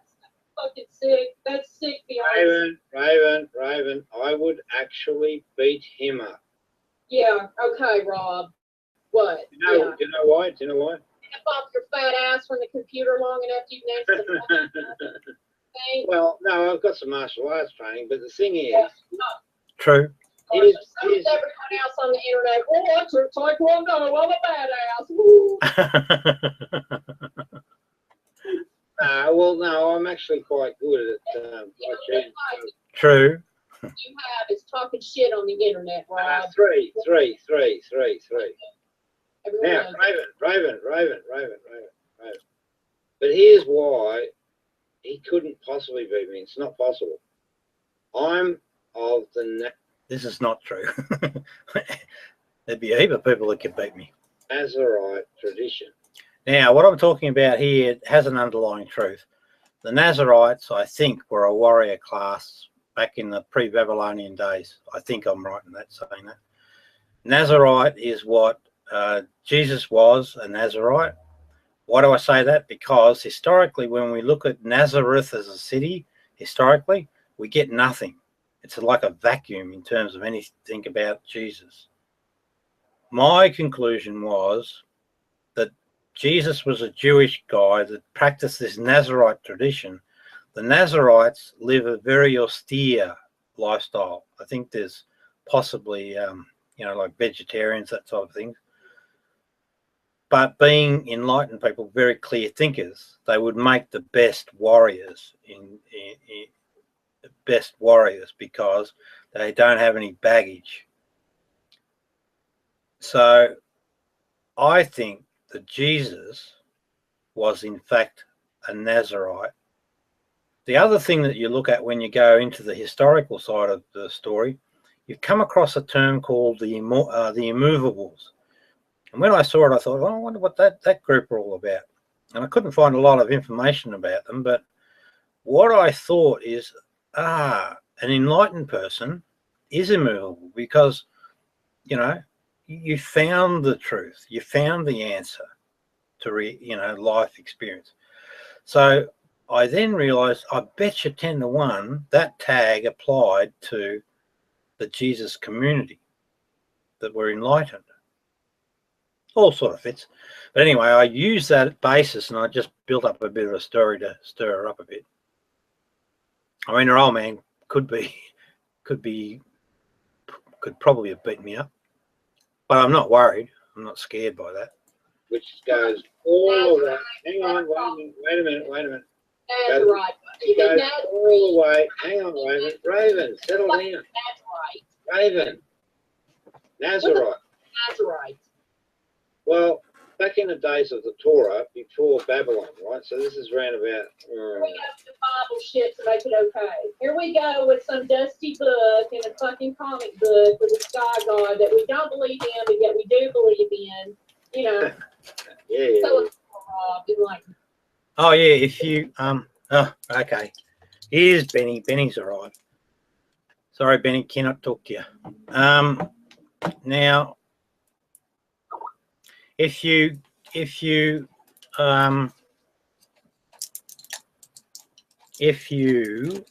go and have a look at the Bible, and I think it's Numbers, the book of Numbers, you'll see the term Nazarite in there, and you can read a bit about that. So it's actually factual. But I don't believe in the Bible. The Bible's a load of bullshit in my book. There's only one Jesus that I refer to, and that's the Gospel of Jesus as recorded by Thomas. So, where we go again? Yeah, all right. So, way back, you had this Nazarite tradition, and that's actually where this term Nazareth came from. And a Nazarite was a very... I don't give a shit about your fucking bullshit. Oh, no, it's important because your daddy's going to... accept your sorry ass into his fold. Your daddy's going to get a whooping from you. Your daddy's going to get a whooping. Your daddy's going to get a whooping. Yeah, so anyway... Talk to me about Jesus anything. I don't give a shit. What I care about is a 60-year-old man having sexual conversations with a 15-year-old boy and trying to justify it. That's my fucking problem. I don't give a shit about your fucking Jesus and your enlightenment and all that other bullshit. It means nothing to me. Okay, all right. Well, but hang on, Raven, shut up for a minute. Shut up. No, I won't shut up. Shut up. Do what you're told. Do what you're told. Didn't Daddy tell you to shut up sometimes? No, my daddy taught me to stay away from 60-year-old fucking pedophiles like you. Well, what are you doing? What are you doing here then? Why are you here? Now, notice though what she said, pedophile. Now, as soon as she see everything starts to stitch together, this connection, the relationship between her and John May, the constant badgering, right, of our point broadcasting on the internet, the fact that John May had himself exposed for doing something,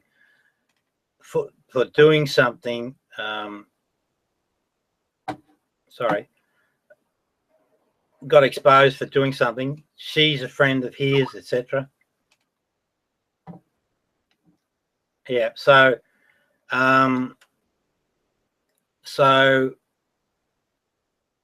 now she's talking about what was it again? Sorry.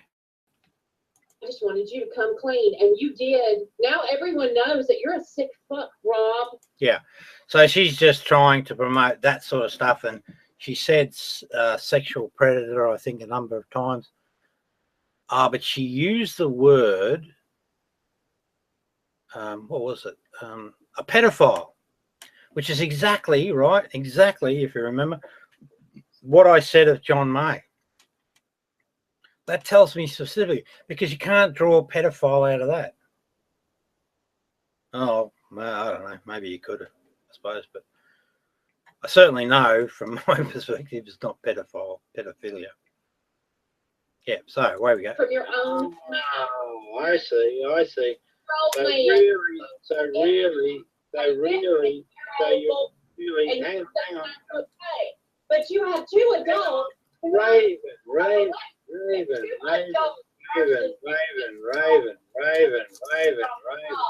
And your ass is going to justify it. And you'll pull out Bible verses and talk about your fucking Jesus bullshit when you are more than a sick, twisted mental patient.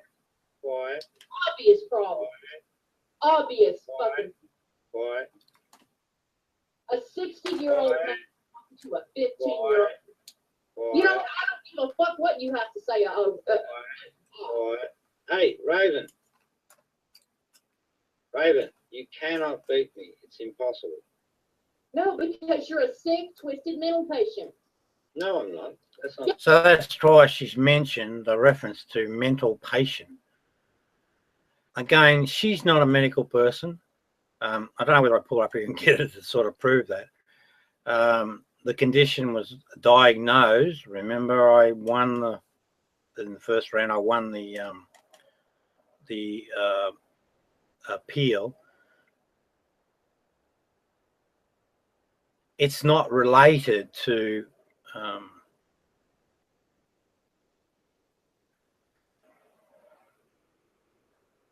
well, I don't think that she's got anything that really shows her point, and I don't think that she has. Well, I'm pretty sure she doesn't. I mean, bring it forward. But, you know, basically again, what I'm saying is that because she has this relationship with John May, she's supporting his case. She's doing all of this stuff. It is not sexual predatory. It's not pedophile behavior. None of that. You heard the explanation of what it actually was.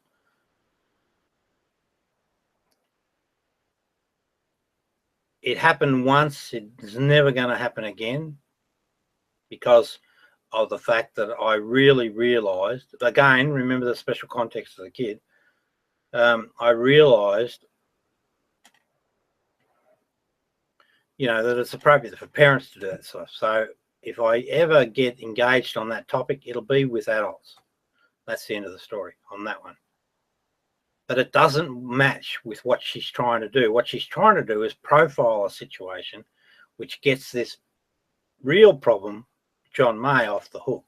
Yes, you are. You're a 60-year-old pill-popping mental patient who justifies having sexual conversations with a 15-year-old boy. All right, but hang on, Raven, I've got a question. What about the two 15-year-olds, and there was two of them, that Bulldog asked to pull their penises out?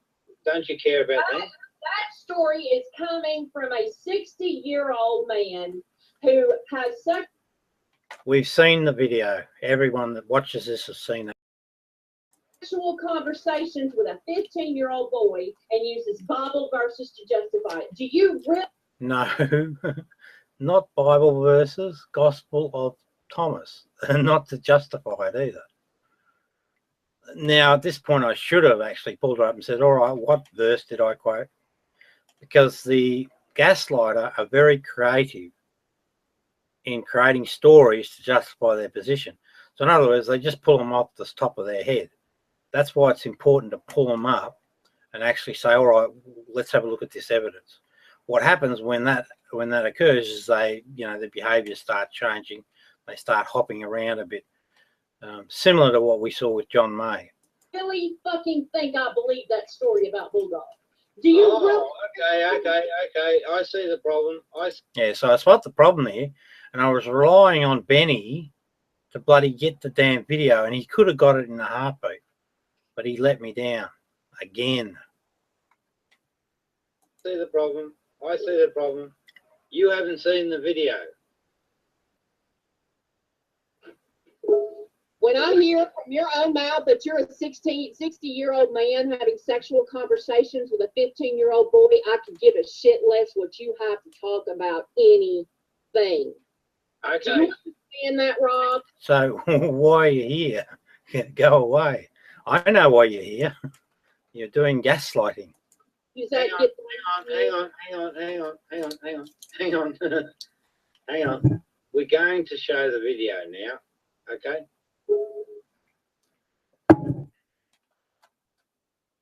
Are you okay with that?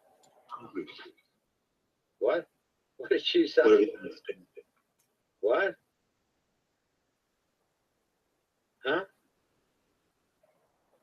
It's the, hey, actually, Benny, could you get it? It's off the rose thing. I just need to get basically, even if you can get the starting point, that'd be brilliant. I think it was 2 hour mark. Yeah, the rose pattern, flat earth, pizza on the flat earth, or something like that. Okay, Raven, we'll wait for Benny to, and while we wait, we might talk about some other things just to get off topic.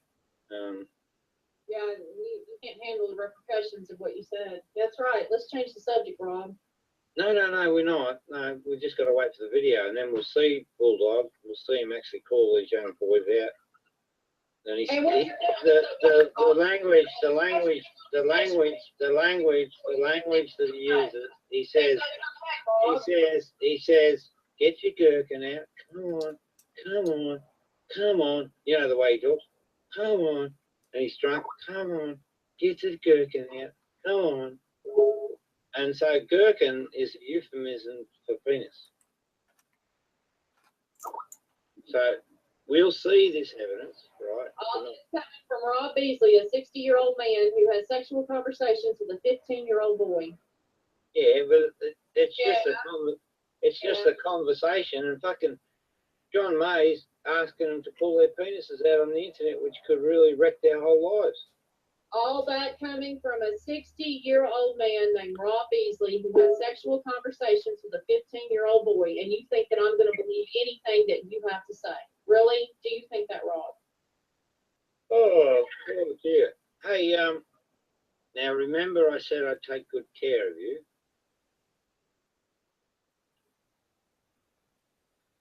You're a fucking child predator, Rob. You're just All right, but I still love you, and I still want to admitted 60-year-old fucking predator. Self-admitted. Yeah. Self-admitted. All right. Now, and enlightenment. hey, what's that? Hiding behind your Bible verses and your Jesus and your enlightenment to make it all okay. No Bible verses.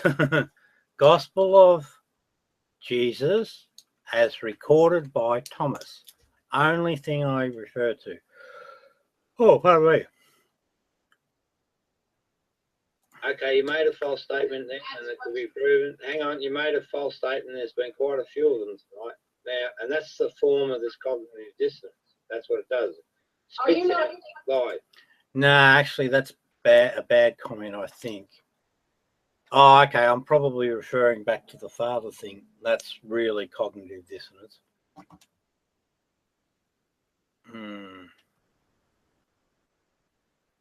It's got to be more specific, I think. I don't think that's the right call.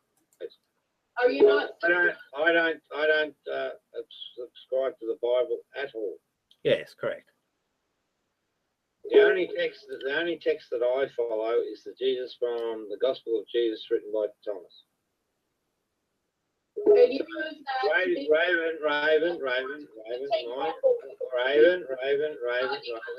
Right, you're having sexual conversations.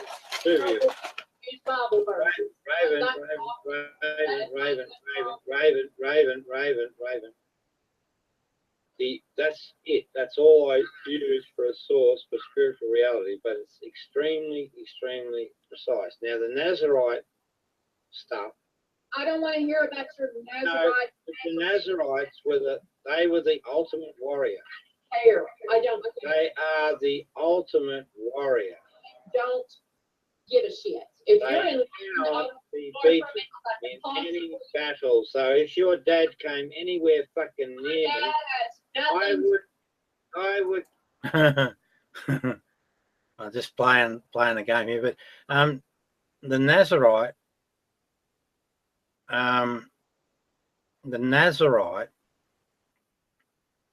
Of course they could be beaten. There's no such thing as an unbeatable warrior. But because of the spiritual aspect being sorted, they would be the best fighters. Kick his ass from here to kingdom come. Yeah. So with bullies, from time to time, I will sort of tell what I call a Pharisee lie, because they like to be the controller, right? And you can see here that in her mind, her father and herself are great fighters, and they'll sort out any problems just by going around and beating people up. So, I'll tease that thought by giving her an alternate story. Yeah. Your dad would be sitting on his ass, crying his eyes out. Yeah, like you, right? Yeah, just like you. Yeah, because all men in their 60s get on the internet and influence 15-year-old boys like you because you're enlightened, right? Well, the reason I get on the internet, as I explained to you before, when we were speaking about you showing your boobies, was I really, really, really, really, really want to have an impact in this world and, get rid of things like Islam, Christianity, Judaism, and I can do it. I'm well prepared. And I hold that to be true. I mean, the only thing missing is an audience. Why do I think this is possible to actually shut those religions down? Firstly, they're false teachings. They don't bear out in reality. There is no things that we can't see, like gods and afterlives and all of that. It's just plain bullshit. It was created to serve empires through history, and that's all it was. And I mean, even till this day, that's why these things persist.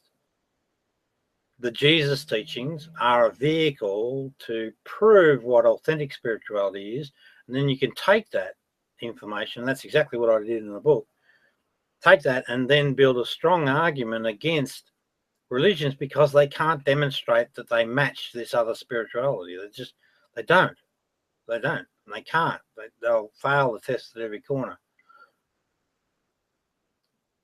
Anything to do with belief and ego, which are basically false notional ideas about the self held in the mind, are a problem. They shouldn't exist. In other words, science, knowledge, gnosis, those are the things that we should honor and respect. We should close all these freaking religions down and replace them with the authentic teachings of Jesus. They're only a small set, but that's all you'll ever need in your life. We only ever get one life. So we should feel at peace. We should feel love. We should experience that. We should have joy in our life. And we should also have peace of mind. And you only get that through what I'm calling the enlightened state. So I mean what I say, but whether I achieve it or not, that's going to be another story. And then I want to look at empires. I want to look at empires. So I've got a lot to do. I just wanted you to give us a hand. If I can't get any attention from the adults because they know I'm a fucktard, you'll go and prey on a 15-year-old boy. Because that's how Rob rolls. And then you wonder why you get trolled. You need to be trolled and trolled every. So this is interesting, right? Now we're getting it, and this is what happens with these trolls and gaslighters. You will get trolled, and you will be trolled, and that's why you get trolled, and you're a fucktard or whatever. All of those things relate around the trolling, gaslighting phenomena, and she's basically admitting to that right in front of your eyes, folks. Every fucking waking hour of your life. Okay, Raven. Now, hang on, Raven. In democracies, we get educated speech. So what happened? I wrote this book called "What Is This Thing Called God?" About 12 months ago. Hang on, Raven.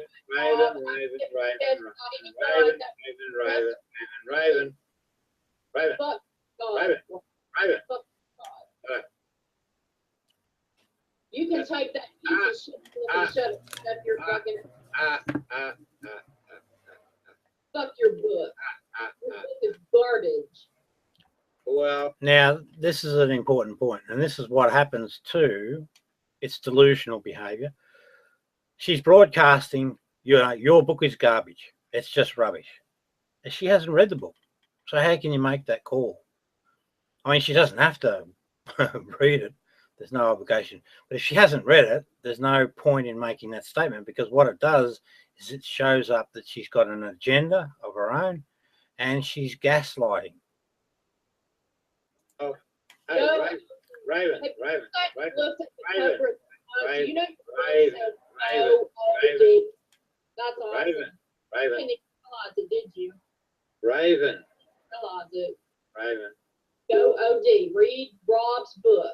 Go OD. Hey, Raven. I really love you. I Yeah. hate you. Now, when I say that, it doesn't mean that I want to marry the girl or anything like that, but that's just how I feel about humanity. If I recognize that I just cared about people, and if they're having a bit of a bad trot of it, I'm engaged. I'm interested because I think I can spot the reasons why they are that way. But of course, with egoic people, they don't like that sort of attention, I guess. It's like when you ask them what's true love, they fumble around. They don't want to talk about it. So if I say that, it's not about a relationship at all. It's just about, I care for you. It's a true love for humanity. But No, you don't. No, you don't. No, you don't. I hate any adult praise on children for any reason like you do, Rob. Yeah. Now, hey, I don't prey on them, and there's only one person that I'm considering showing that stuff, and he's an enlightened person. So make sure you get the facts right. Hey, Raven, please make sure you get the facts right. Raven, shush.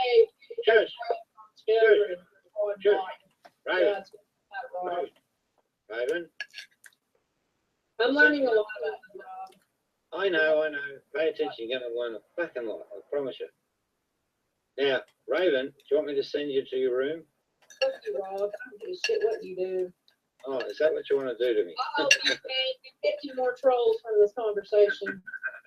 I hope you end up hovering in a goddamn asylum where you need to be, because you're a sick fuck. Yeah. Hey, Raven, another thing I'm going to do? Raven. All I did. Raven. The 60-year-old child predator, Rob Beasley. Here's his fucking book. Take a shit on it and rip it up. That's what I'm doing. Please, someone send me a copy so I can just videotape ripping your fucking Bible up. Yeah. That's how I roll. I don't listen to little fucking perverts like you. Hey, Raven. It's for me to influence a 15-year-old boy because I'm enlightened. I'm going to have sexual discussions with him because I'm Rob Beasley and I'm fucking enlightened. Enlightened. Yeah, you're enlightened. Hey, Raven, is that Raven? Is that your name? Your name, Raven? My name is Fuck You, Rob Beasley. That's my name. I'm kind of getting used to the word Raven. Fuck your fucking moronic God and all your ideologies, which are just shit. Hey, what was the title of my book? Go OD. Oh, yes. Yes, look. Yeah, very good. I'm very observant. Yeah. No, look, you've got some extreme talents, but you're using them for the wrong fucking reason. Oh, I guess I should be like you and prey on 15-year-old kids, right? Then I could be enlightened too. Is that true, Rob? Is that what that makes you enlightened? Yeah, well, I think if you sort of work with me, we could make you enlightened, and you'd really be a lot happier. You really would. The day they come up away and get you in the asylum where you belong, I'm having the biggest fucking party. I swear to God, I will. Just fuck yeah. It will be Troll Nation Party. Oh yeah. You mentioned Troll. That was interesting. Troll Nation Party. So again, there's a context from her side, not me, of trolling. All right, they call it trolling. I no longer call it trolling. There's a very clear difference between gaslighting, which to me is criminal psychological assault, and trolling, which is really just annoying the shit out of people in a conversation. So I'll never use that trolling. But what she's doing now is absolutely aligned to the gaslighting phenomenon. But in her world, she takes the title of the lesser, being the troll or trollette, whatever the term is. Because she raises that up, that tells me clearly that she's mindful of and party to a trolling exercise. Again, it's not really trolling, it's gaslighting. And I'm the victim. So interesting, devil's in the detail. You mentioned trolls. I'm actually going to wipe trolls off the internet. and if I can, I will. I don't know whether I'll be successful, but it's certainly something I've set as a goal now, because it's just totally horrible sort of a thing. And I think that really, once they're wiped off the internet, it'd be really good to really consider this term gaslighting, really use it and work it, because it's such a powerful word. We should make it that anyone that exhibits a gaslighting behaviour and get people educated on what gaslighting actually means. So it means fundamentally that someone broadcasts, hello, 4 viewers, how are you? Someone broadcasts a state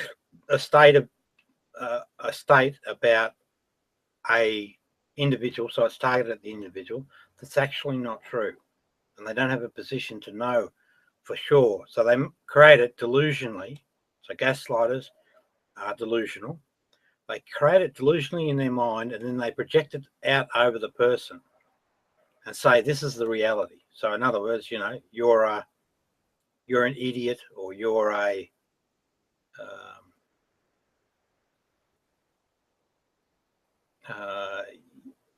just all manner of things you can think of that don't relate to the reality of the person's circumstances. That's exactly what gaslighting is. This girl's doing it in spades. So again, what are we talking about? A guy, 60, gets an idea in his brain that there can be a better way of sex ed. He's talking to a 15-year-old that's got an amazing intellect and an amazing maturity. Oh, hello, 5 viewers. Numbers are going up. That's what he's doing. He says to the kid, and got to remember too, at this point, this conversation has not occurred, but she's presenting it as if it is. So again, there's a mismatch between the reality and what the the gaslight person is pouring out. So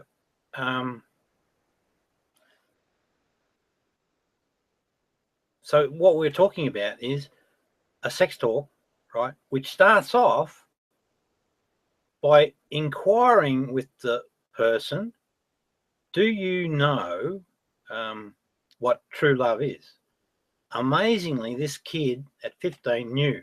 Not too many people on this planet absolutely understand what true love is.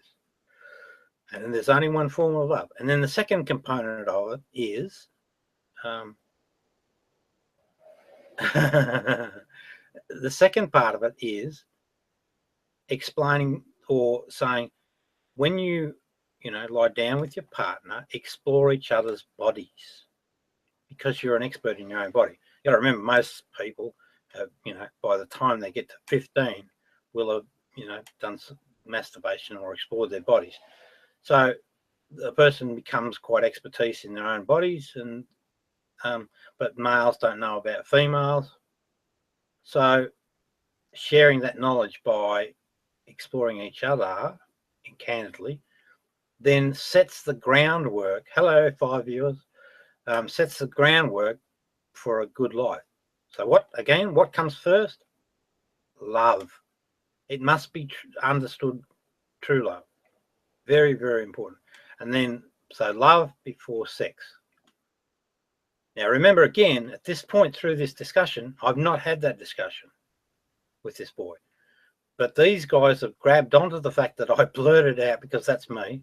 I'll just say what I'm doing. They grabbed a hold of that fact. And then what they did is they turned that sex talk into sexual predation. And they did that because I called out a guy called John May, Bulldog 101. We saw the video at the beginning of this session we saw that John May actually asked boys to pull their whizzes out, their penises out, and he did that while they were online. This lady, and unfortunately my friend Benny let me down.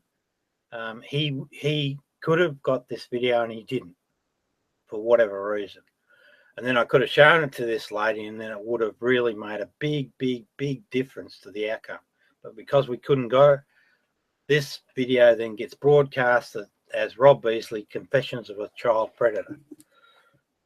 So that was done by a guy called Secular Opinion, who's an arsehole. Anyway, let's go. Deserve to be trolled and trolled every minute you're on this. Yeah, so she's giving away the fact. So I didn't talk about trolling. She's giving away the fact that I deserve to be trolled. So that means that I know that she's aware that I've been a victim of gaslighting for quite a number of years now. Fucking thing. Yeah, but Raven, there's not going to be any trolls longer. I'm going to get rid of the fucking lot of them. So that's me, and if I could, I would. It's a shocking behaviour, very cruel, very unkind, very sadistic. And there's a lot of people, as I've said plenty of times before, that just sit on their asses or sit on the fence, and they know it's wrong, because I've had people admit that, you know, yes, we saw it, but they leave it alone. They just don't want to buy into it. And that then gives these gaslighters, these internet bullies, you know, room to keep going. Yeah, okay. So you'll be free to influence 15-year-old boys. That's awesome. That's a world. Raven, I just noticed a mistake. The kid's 14 or 15, not 10. Yeah, so again, she tries to, and this is typical, right? This is the delusional things that are going on. She tried to change the age from 15 down to 10. Oh, yeah, there's such a big difference between 14 and 15. Yeah. Yeah, but hey, Raven, I call that lying. I call that lying. It's an underage child. It's wrong, Rob. It's wrong. All right. Okay, I'm just trying to collect my thoughts on where we're at. Benny, did you get the tape? So here I go again, asking Benny, and this is, Benny sits on the fence for his own reasons, and this is what happens to you, right?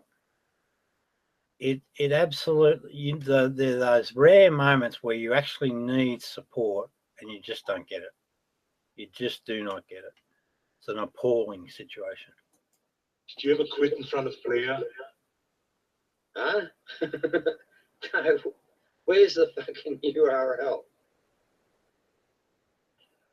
Oh, okay. Is that something to do like it's getting a bit late? We need to get to bed. In case I forget, checking back with you.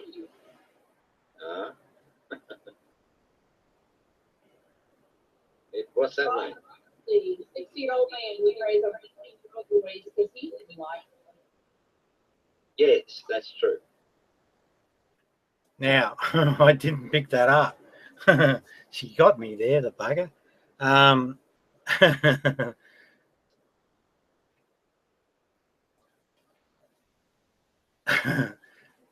I'm only doing a sex ed talk to one particular individual that convinced me that he actually had the maturity to handle it, and very, very impressed by him. It only happened, well, at this point it hadn't happened. It did happen, so I'm not walking away from the truth. It only happened once, and I've never done it since, because I thought, the problem I had was, no, this should be his father's doing, not mine. I should be doing it for that reason. That's all. And I never did it again. But if anyone wants to talk about the topic, I'm happy to have a chat about it. Well, I'm glad you admitted it. Yeah, no problem. Yeah, so there was no multiples or anything like that. So she sort of got me with, I didn't pick up what she said, I think. Read his book, go OD. Okay, what? Oh, yeah, what is this thing called God?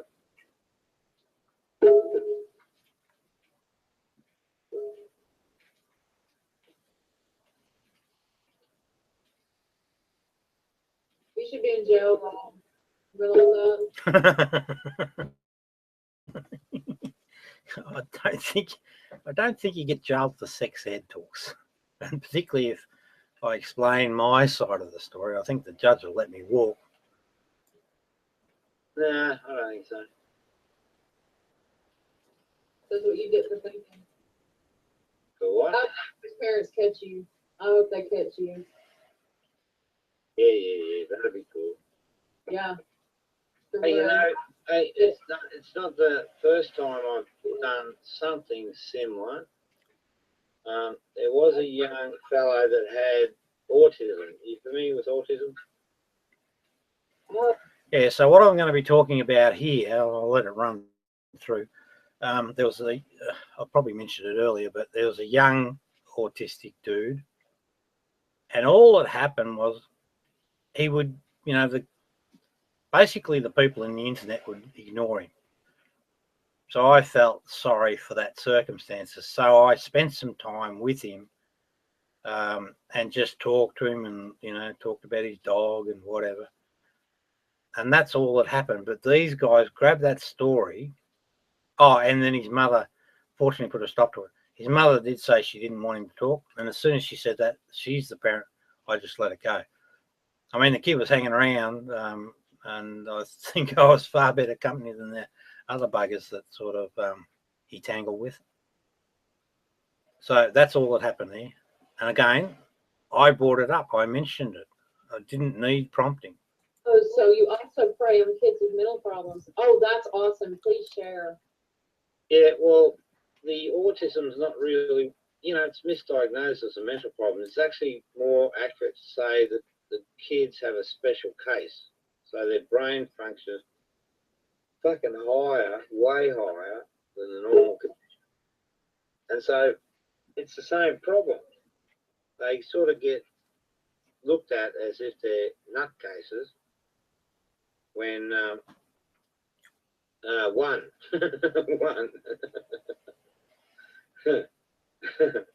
they get looked on as if they're nutcases and they get ostracized and isolated and all the rest.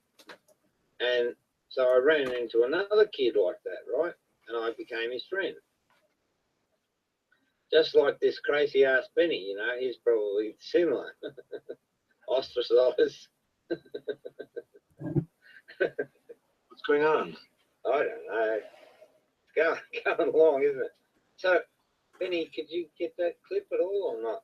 Is that the problem? So that's me reminding Benny again. So Benny can get things like, drop of a hat. So he's not supporting me. This is about 12 months ago, and I don't hold grudges or anything like that. So I've been associated with Benny, but I've just decided that, I needed some support from him again, and he let me down. So I just decided enough's enough. I'm going to move on. And if he wants a friendship going forward, he's going to have to step up to the plate. So put a bit of pressure on him, or just go his own way, go make other friends. I mean, it's a problem. It's a problem. I can give it to him, another day. No, I want you to talk about the right. Oh, okay, yeah. Oh, well, actually, the whole thing of autism and disability is an interesting journey. So I went to this course to become a care worker, because us very, very highly talented people, we don't give a fuck about money.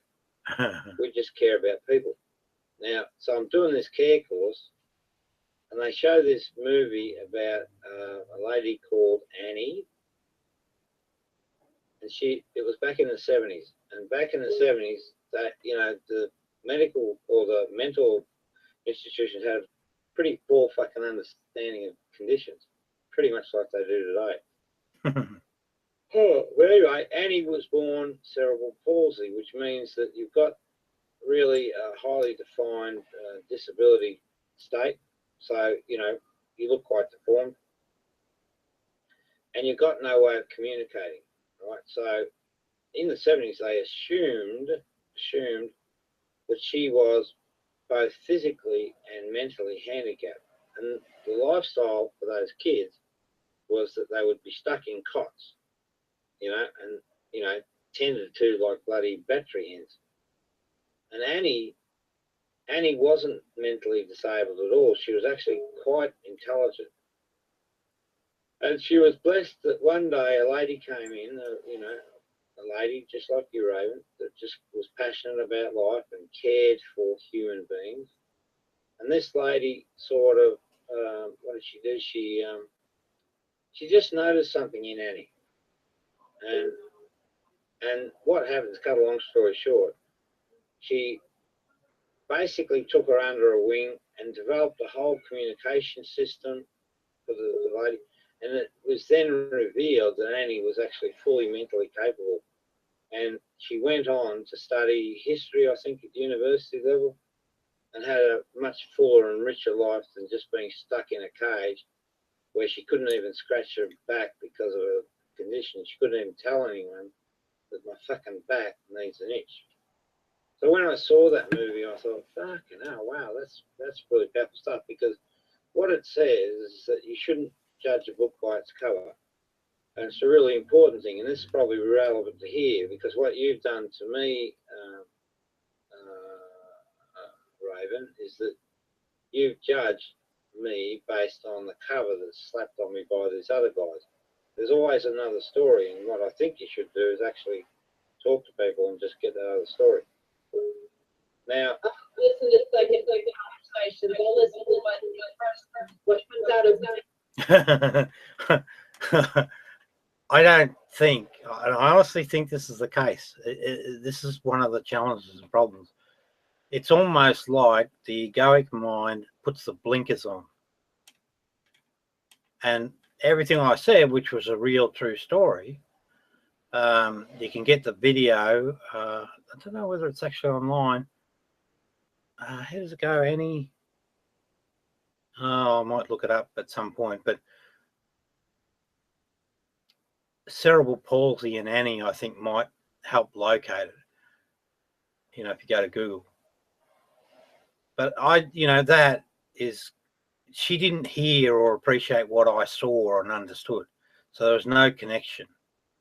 So she's got her agenda, which is to deliver, an outcome for the gaslight bully members. And that's all she really cares about at the moment. what you said tonight is yeah, okay. Well, shit, you're a hard case, girl. Now, 60-year-old man who has sexual conversations with a 15-year-old boy. Yeah.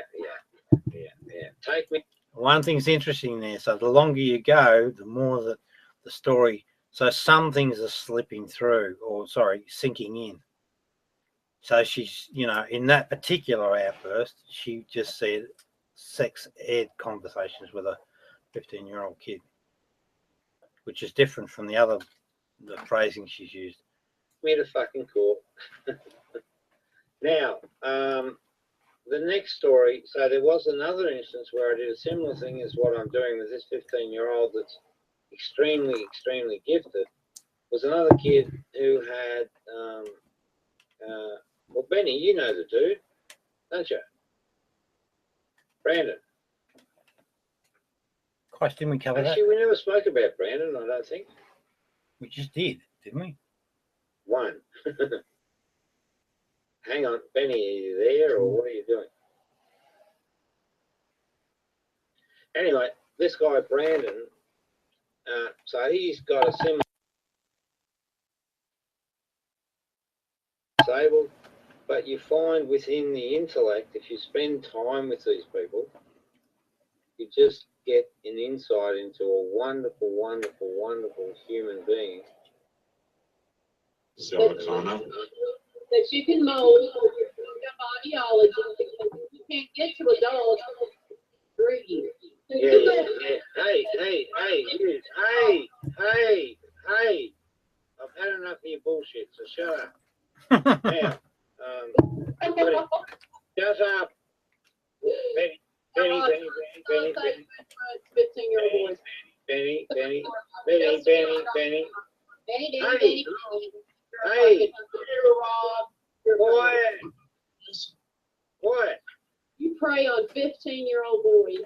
Quiet. You can't control yourself. Stop it. Stop it. Stop it. Stop it. Right. Stop it. Right.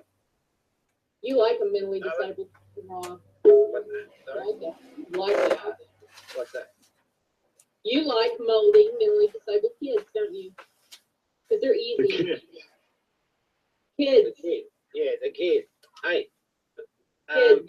Benny, you remember Brandon, don't you? What are you doing? What message you fucking trying to give me? Yes, okay, thank you. Yeah. Now, do you think he's enlightened? Or at least a very, very special case? Yeah, I did. Yeah, she told me to fucking leave him alone.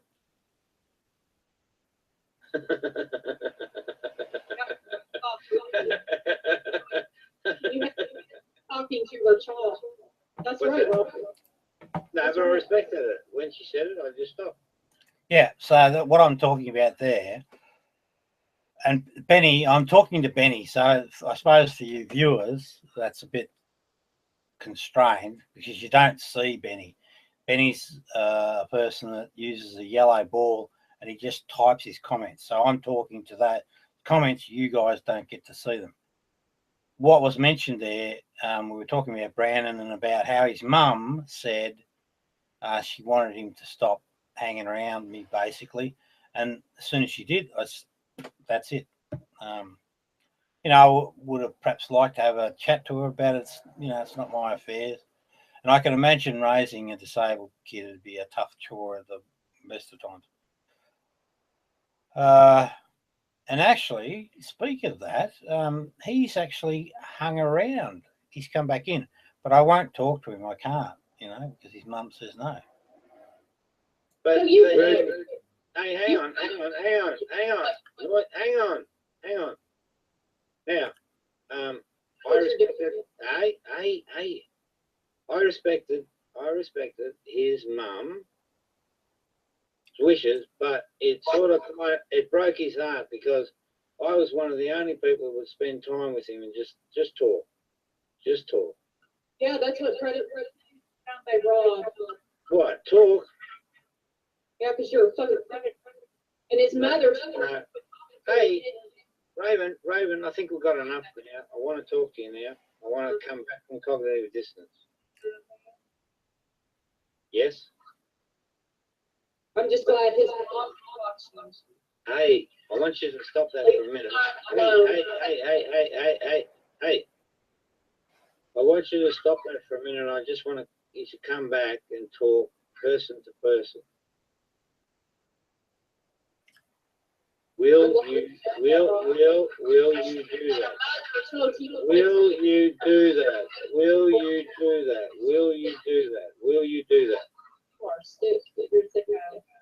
Well, give a shit. Hey, So playing victim, you're not a victim, you're a victimizer. I have been absolutely brutally and criminally fucking treated by a bunch of trolls. That's a fact. Yes. Gaslighters. Benny, is that a fact? Benny, is that a fact? Hey, Raven, I just thought of something. Raven. I just thought of something. Raven, I just thought of something. Is the way you are related to the fact that I'm going to take John May's house? You're not taking my house. I ain't taking anybody's house. That was a bit of a bluff. Although, no, sorry, I apologise. If I had the economic resources, which I don't, to afford a lawyer, I would take him on. Absolutely. And in fact, it may still happen. The course I'm going to take, though, is see if I can get any psychiatric support for this phenomena, gaslighting, which everyone knows it's a psychological or bullying attack. Can I see if I can link that to the diagnosis of bipolar? If I can, then I'll have a basis to take it further. But I don't know how that'll go. So I'm just going to take things one step at a time. Baby steps. No, that's not. Well, hang on. I've got leaks. Hang on.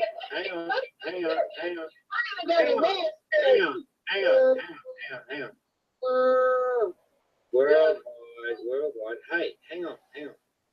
I've got, shush.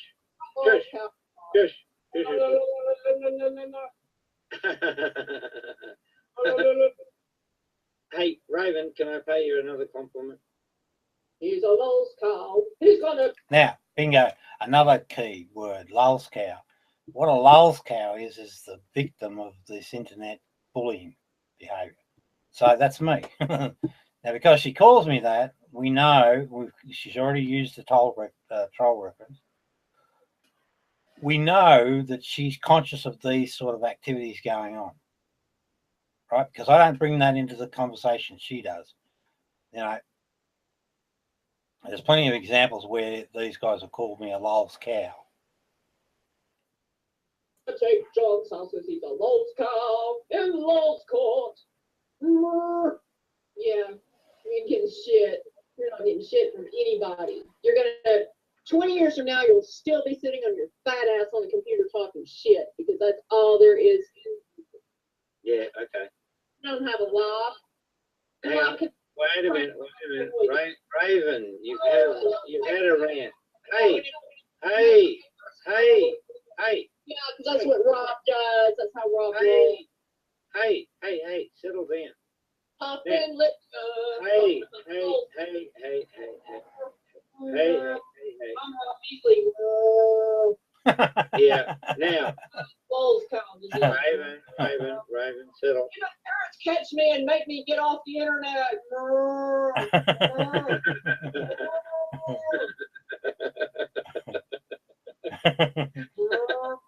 I'm Rob Beasley. Hey, Raven. Who loves you? Who loves you more, John May or me?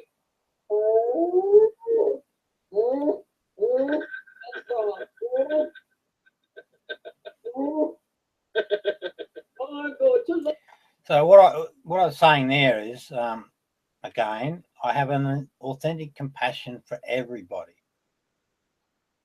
But people don't understand my thing. So if I say I love someone, I mean it 100%, because I love everybody, even John May. But I know that the way John May works, his is based on his ego or his sex drive. It's all based from the selfish instincts.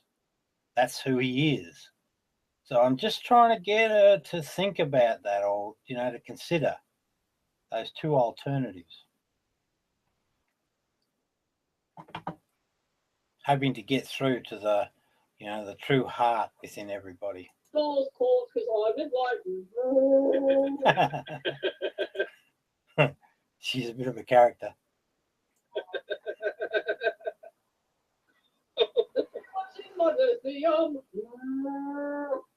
Yeah, that's wrong. Okay. That's you, Ron. Yeah, all right. Hey, Raven, I love you, I tell you. Now, hey, Raven, who loves you more, John May or me? I don't know whether she I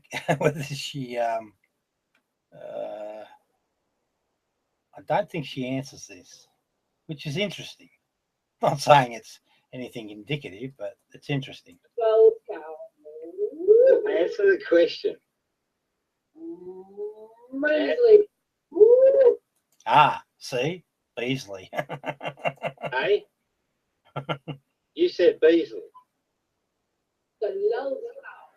Yeah, that's right. Well, the answer is I do, not him.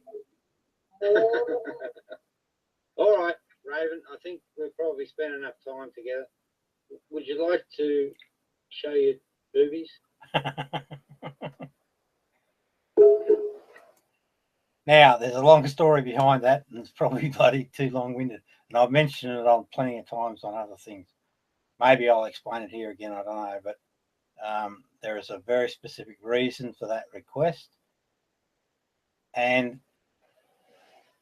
she indicated to get me into the room because I wasn't going into Hangouts. I think she said that, well, let's see what I say about it, because that would have been what happened at the time. Please.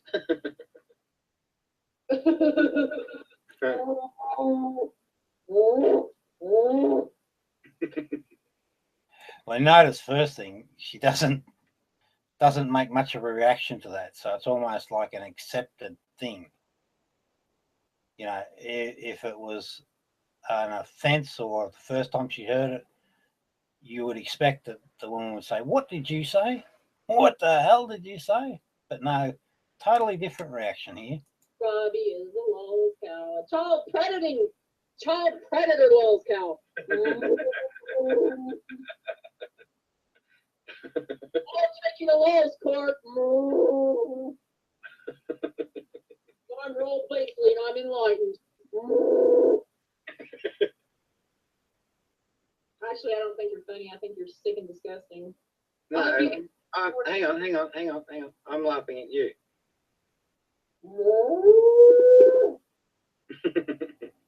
I'm going to sue you and take your house. Oh, hang on.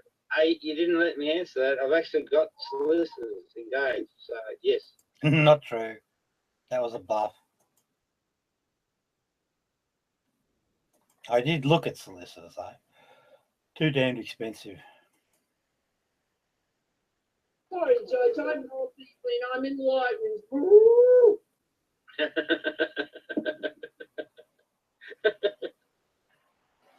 So, come on. I know you want to. Are you ready? Rob, eat shit and die, seriously. No, I'm serious. I think I really think I'm serious. I'm deadly serious with you. Eat shit and die, Rob Beasley. You're a fucking clown. You're a lulz cow.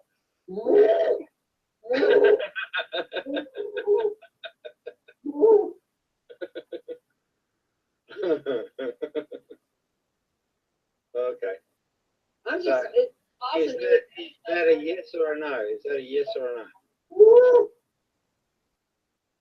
Yes? No. Yes? No. Yes.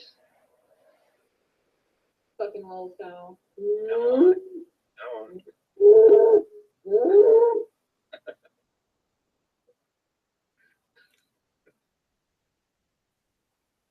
Yes? No.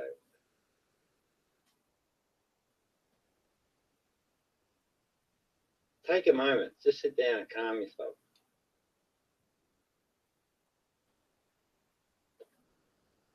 Now we're going to do something extremely fun. We're going to play a wonderful game called Who is My Daddy and What Does He Do?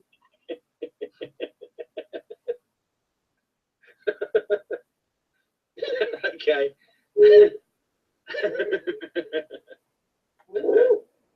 Yeah, I think we're in party mode. Are we having a party? Yeah, I think so. And we have a very, very, very beautiful lady here.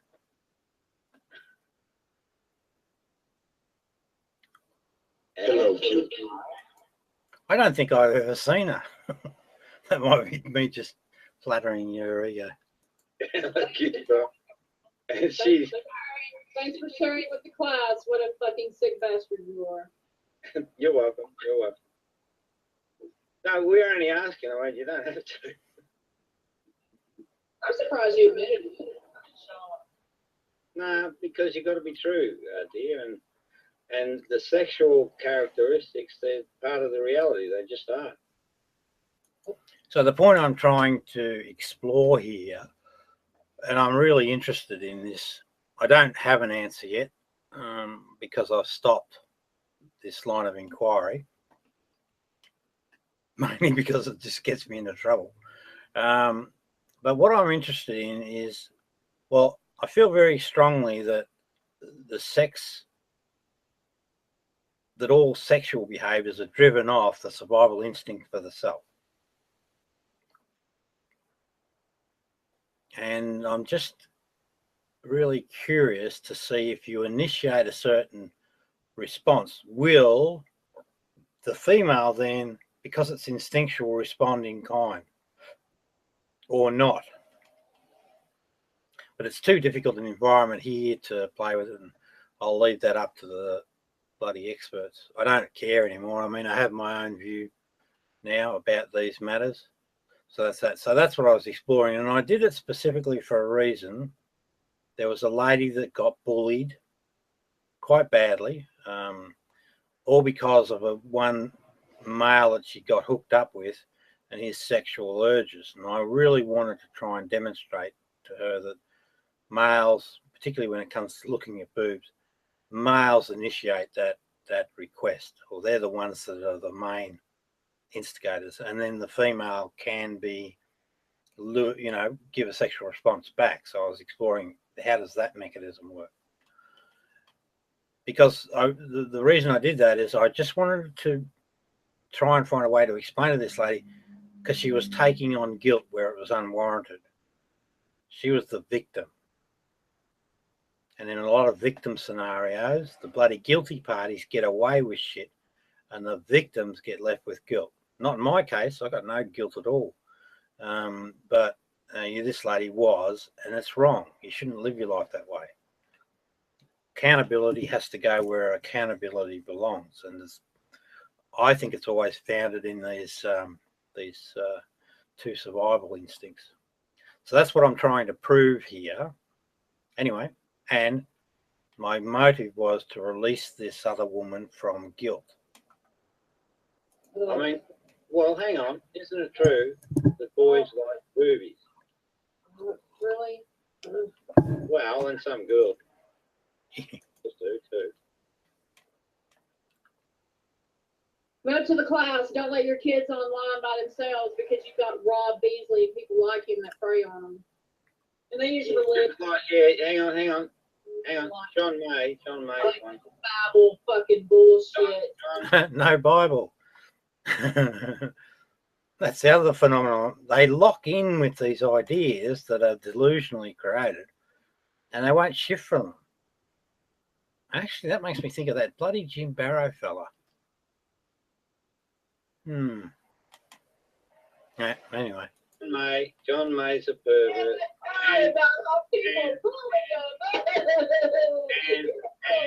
And Mark, I annoy you. He's another sexual pervert.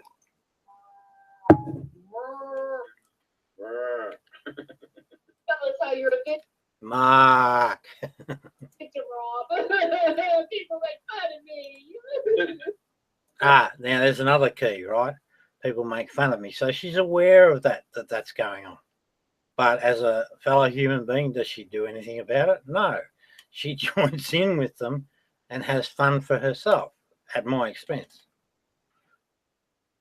Hey, I never cried once. Yeah, I didn't either. Right. No, I didn't. Dude, Oh, hang on. Wait a minute. When I found out I might be dying from bloody cancer, I hope you are. Yeah, that's actually true. I don't know. I think it might have been the bullying, you know, they're cunning buggers, but they had me thinking that I might be dying of bloody cancer. And shit, I might. I mean, I did have swollen prostate, but that turned out okay at the moment. The levels are okay. There was one reading which was really high, and they were a little worried. So that's what that reference was. I just had a moment, where I just felt a sadness, that life was possibly going to end. It wasn't a fearful sort of experience, but it was just a genuine sadness, like you have genuine joy. So that's what that refers to. Takes 8 months to die. I do. Well, that'd be good. If 8 months would be fantastic. Yeah. I would do lots and lots of things. I hope you do. Yeah. So, yes or no? Be one less chop flavor in the fridge. What? There'll be one less predator in the world when you die of cancer. Okay, all right. But I disagree. I don't think I am at all. Oh, you don't think it's wrong for a 60-year-old man to talk about sex to a 15-year-old boy? Nah. Oh, well, hang on. Special case pleading. The kid's a genius. Albert Einstein level genius. Yeah, and if he was a 50, he wouldn't be talking with you. Hey, Raven, I had a funny thought. This 60-year-old gross old man talking about sex. Mom, this guy won't leave me alone. He's a sick pervert. He's talking to me about sex. Rob Beasley. Yeah, Hey, Benny, I just had a funny thought. Imagine, I'll see if you get this. Imagine, right? Your little yellow tool was like a sheep that sort of started to rise. You with me?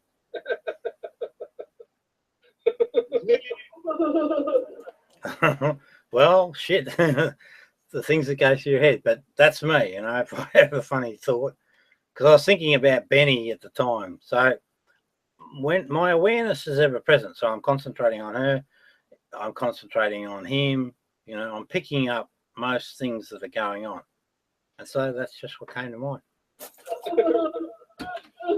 You're so pretty. Well, hang on.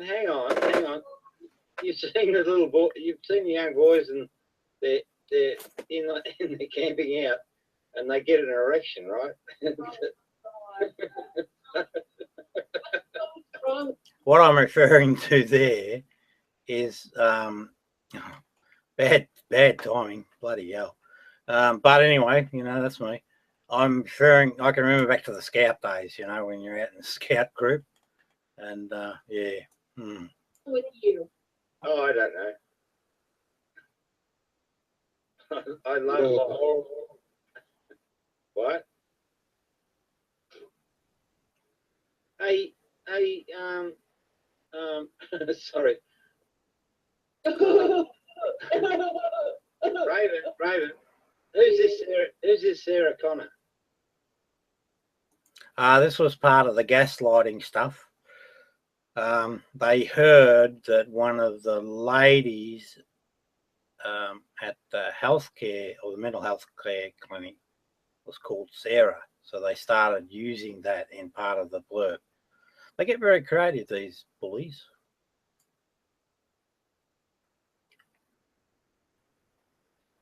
Oh, she knows something. Because there's no response coming back. I'm thinking she knows something about it. Because I was just trying to work out, what's this Sarah Connor story all about? I've worked it out since. I'm a friend of Sarah. Yeah, he bloody piped it in all the time. Who? Oh, Raven is. Anna. Raven, Connor. They're not the same, are they? So how long do you have to live, Rob? Oh, I don't know. I've got to wait till I get my hands on that fucking Cerberus prick. How long He'll be able to tell me whether it's bullshit or not, and I've got the test coming from the doctor this week. So what did? Yeah, so Cerberus was one of the main ones that was playing this cancer story thing. And I'm afraid to say, well, no, I'm not afraid to say, I think I got sucked in. Because there were certain, so he's obviously, I see what I think they've done. Probably because I just talk about, what's cooking. And maybe because I spoke about getting the tests. Maybe that. But again, that's what happened with gaslighting. They'll take part of your real story and they'll flip it and turn it around on you. Did they test your liver or what? Oh, I don't know. I think it's kidney function. So in my blood test, right? So I did have some blood tests. Now the blood tests. Oh, okay. I know where this is. What happened was, in one of the blood test results, it came back with a really high, what is it? high reading of certainly, and it relates to the prostate. So that's the basis for all of this hoo-ha, and then these guys are sort of built on that story. So thankfully, in terms of that that event, the tests ultimately, that was a wrong reading test. We found that out, and so things are, you know, in the prostate area, although it's enlarged, and I do have some flow problems. So although it's enlarged, it's not cancer at this stage anyway. The kidney levels have gone up out of norm.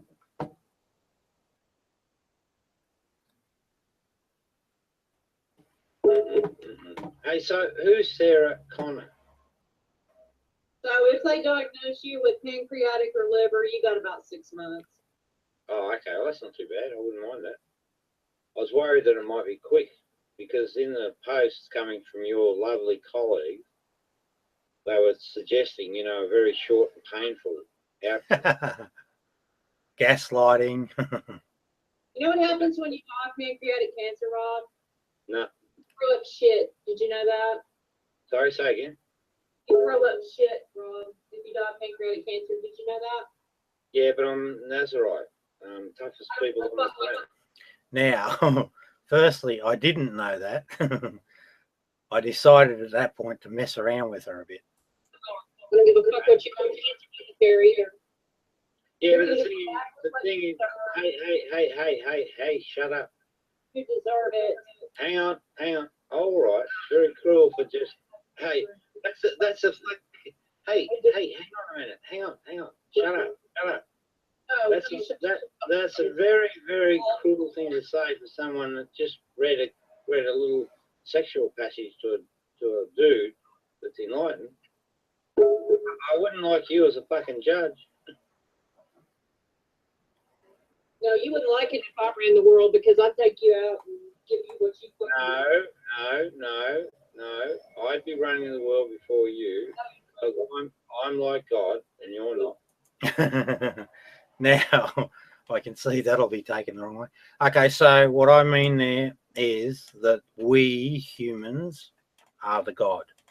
The true spiritual story, the true reality is that this thing that's been labeled God, at least the spiritual reality side of it, not the, you know, God in the sky or the created God crap, is within us. And Jesus says specifically this: we are the children of the living Father. What he means is we are children of nature. That's specifically what that means. And in his vernacular, that is the God. So he says, you know, don't believe anyone that tells you that God's in the sky or God's like Neptune in the sea. That is all crap. That's all manufactured bullshit for empires. He then goes on to say that basically we are the gods. So that's what I'm referring to there. No one's in that particular domain, no one is any different than any other human being. Not one. You can't change that stuff. It's instinctual. It's built into the fabric or the nature of us as humans. So that's why I'm referring to that. Plus, you know, just another bit of a dig. Because people are disgusted by people like you, child predators. All right. But remember the charge of child predator. Hang on, Raven. Remember the charge of child predation relates to me just reading 2 sentences to a kid, and I haven't even done it yet. So if I get scared of you, if I get scared of you and don't read it, then I'm guilty of fucking nothing. You admitted it's all been a witch hunt. It's all been a witchy. That's the truth. But don't mistake me. I actually did go and do it. And okay, I wonder whether this sort of spurred me. You know, being a stubborn person. I understand that people will be critical, but I know in my heart of hearts, I did no harm. In fact, actually, I did a good thing for that young guy. Haven't done it to anyone else, and all the rest of us shit. So it's a witch hunt. Said everything on his mouth. And it's a witch hunt specifically. I mean, if I didn't expose John May, I guarantee this event would have not happened. This is John May's fingerprints all over it. Filthy, sadistic, nasty piece of work he is. Okay. You also said that another little boy's mother made you stay away from him. Correct.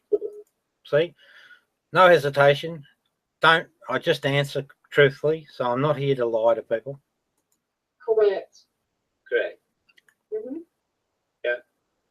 Yeah. But that was a tremendous gift I gave that kid, because I did. I gave him the gift of companionship and friendship that he wasn't getting everywhere else. Everywhere else either ignored him or made fun of him.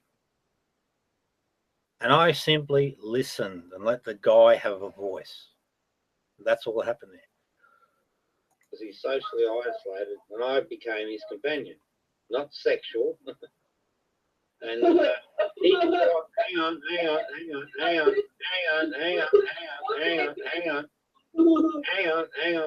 and he thrived. He thrived. And he did. He really enjoyed those occasions when we get together.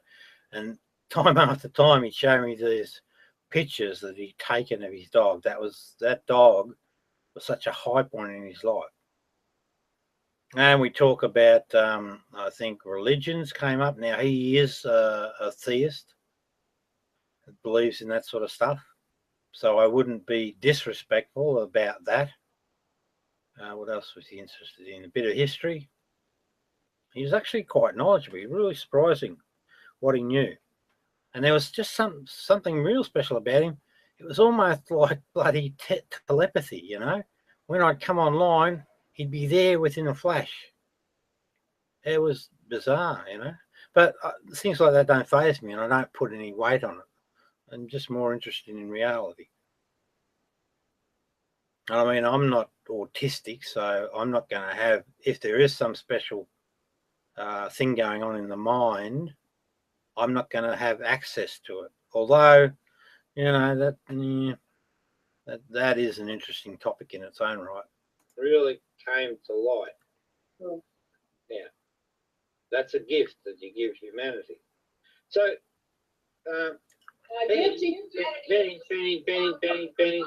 hey, shut up. Benny, have you, shut up. Benny, did you get, shut up, Benny. Fucking daddy and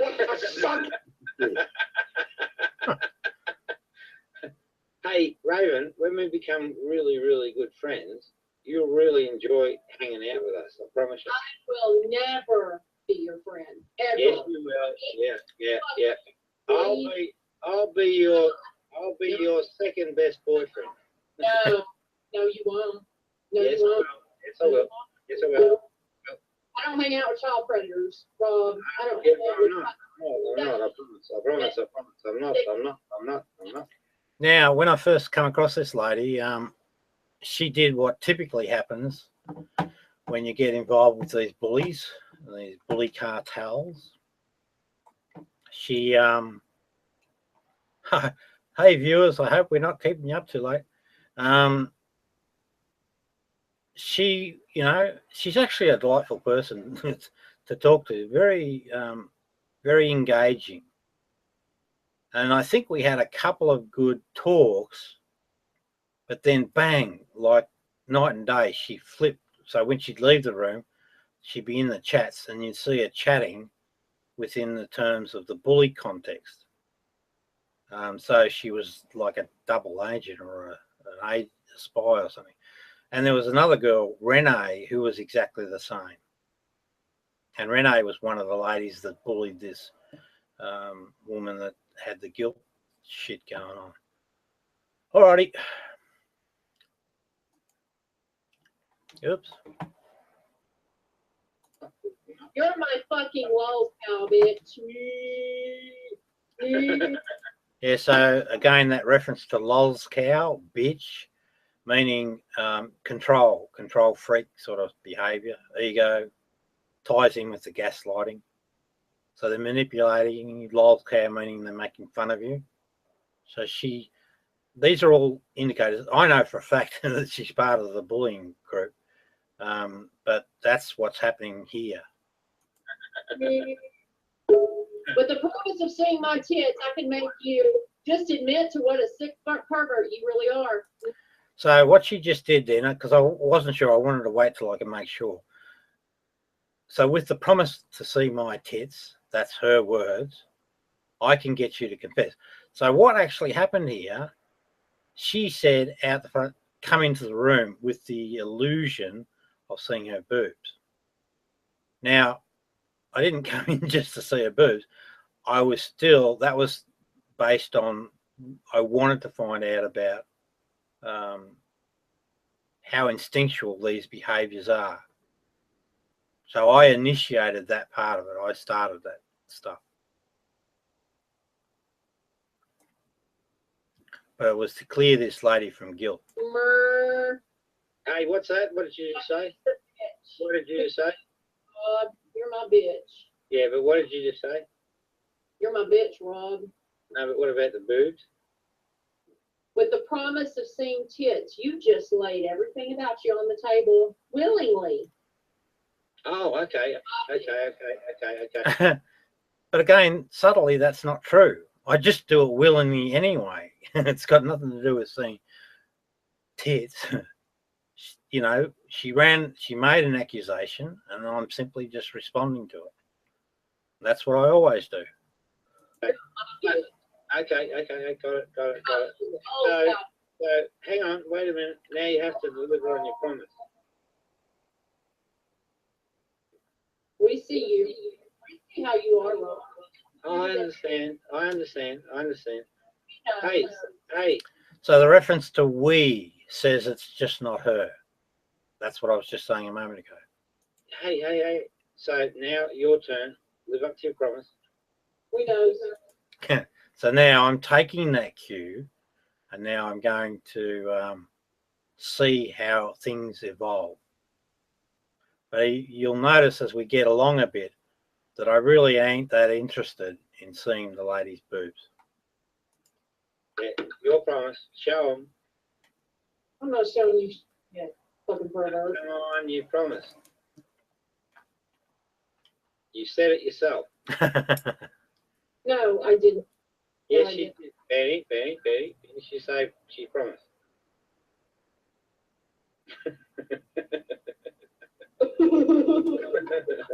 So Benny's typing stuff on the ball. Hang on, Benny, didn't she say she promised? So could you get please? What? I need to speak to my wife. I've got wife approval. I need to speak to my bitch. She's right beside you. Lay down on the wall. Lay down on the wall.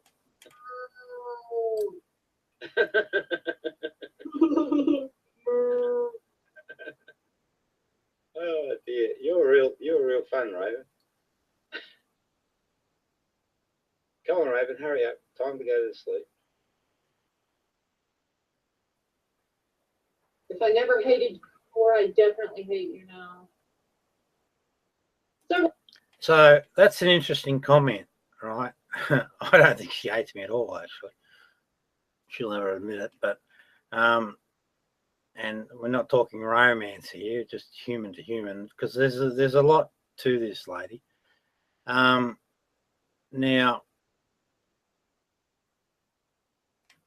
Rob, how long have you been up? 3. yeah, so if I've never hated you before, so that's sort of saying it's questionable how I feel about you. I do now hate you.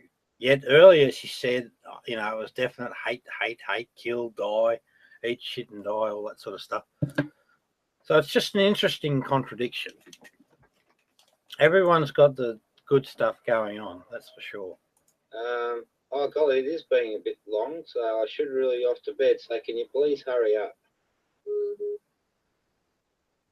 I can sit here all night, though.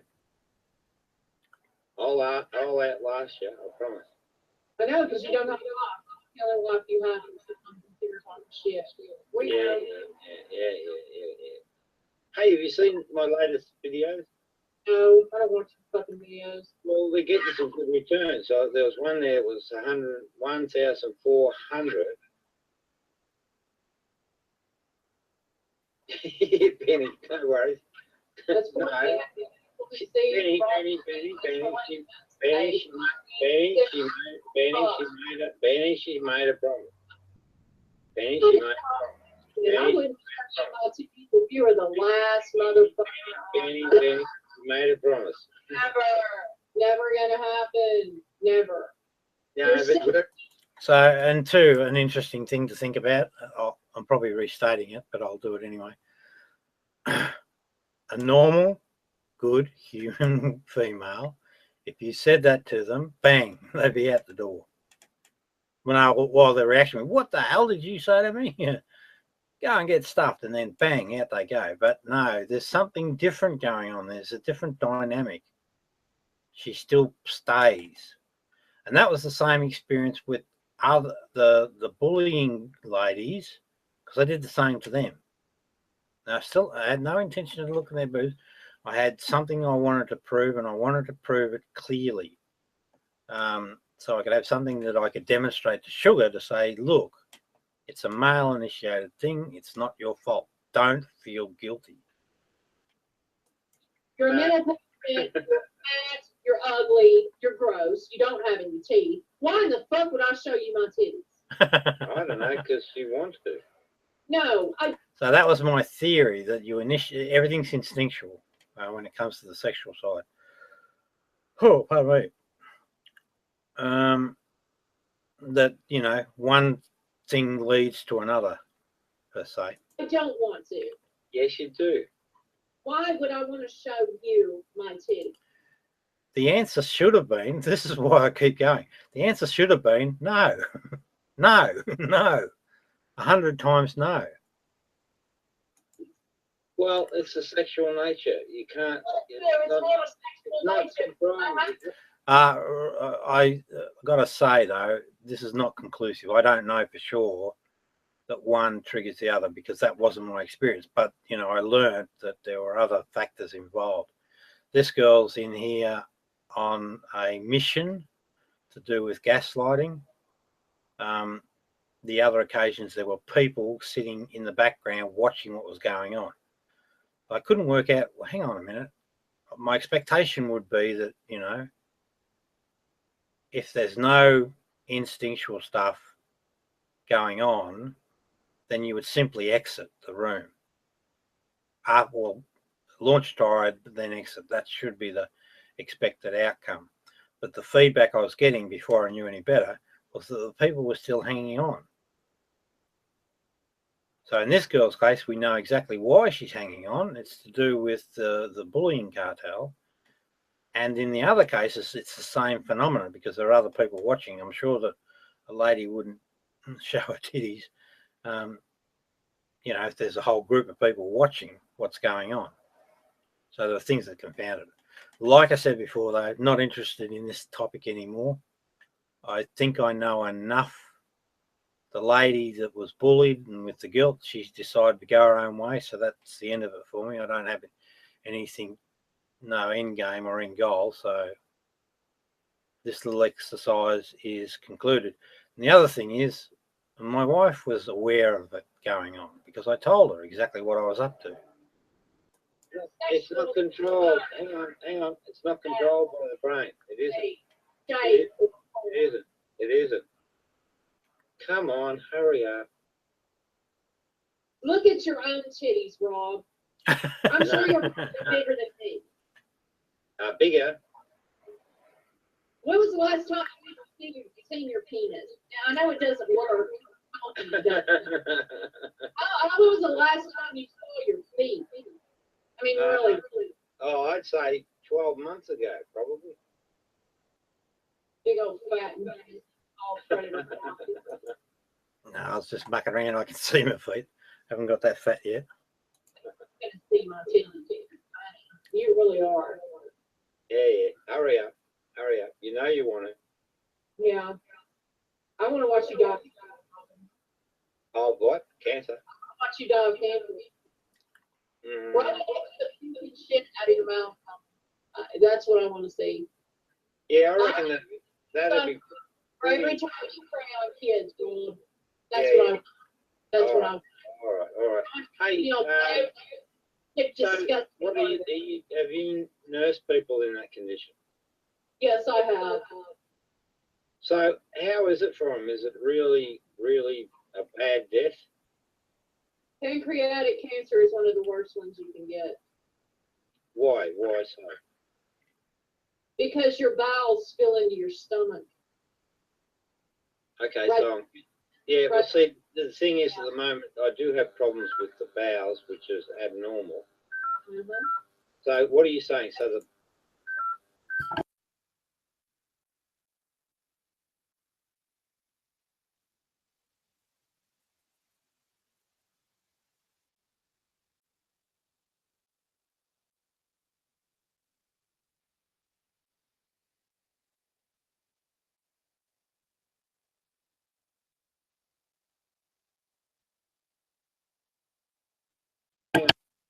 I have to be, if you're going to teach.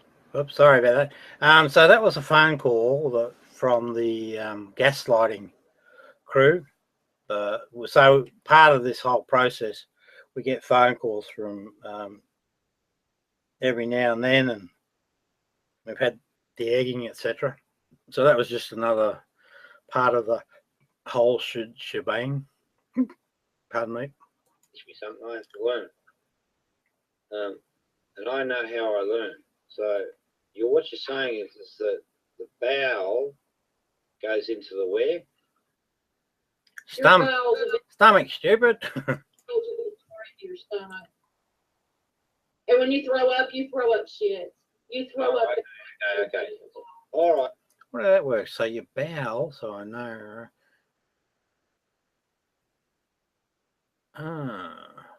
Bowel.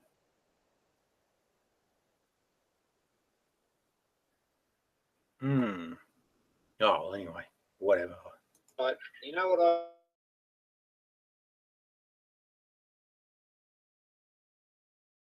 I do? I probably would not, although you never know. But there should be a case, if the outlook, say 3 months, just bring the death forward a little bit. Seems like the humane thing to do. It's what we do with animals.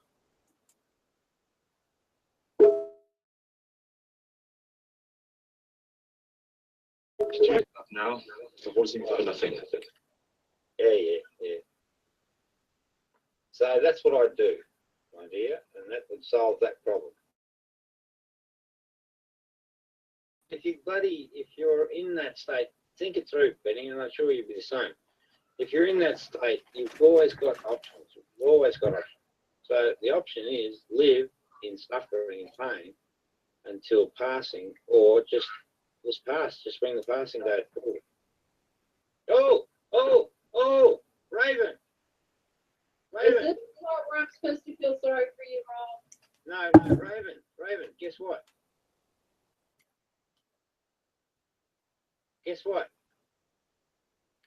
Raven, guess what? What, Rob? Now, no showing titties to this boy. He's too young. Oh, is this the end? Gotta go. So JP, who's the 15-year-old in question, comes into the room, and with that she runs like a rocket.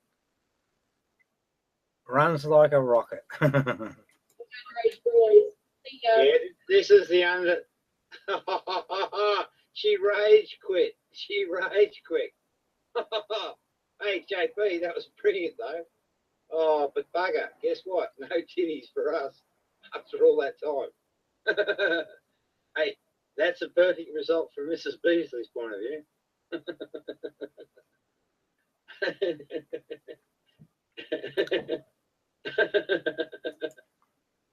Yeah, so Sandra knew what I was doing, but she didn't agree with it. And that's fair enough. I understand. But, you know, I felt that it was important to rid that guilt, because this lady had PTSD or whatever. And, you know, she didn't deserve it. It didn't apply to her. But anyway, that's history. Ain't going to go there again. Oh dear, because that would have been, oh, Benny, that was tough. It would have been good if she had stayed in the room just to get her reaction, and also JP's input, because I promise you that would have been gold. He would have run total rings around her. Fucking classic. But it would have been better if she had hung around.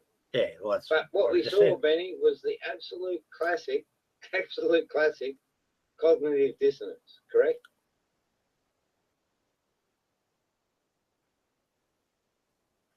Oh, no, I wouldn't do that. No, that's like me going to you and making you confess. You only deal with ego minds.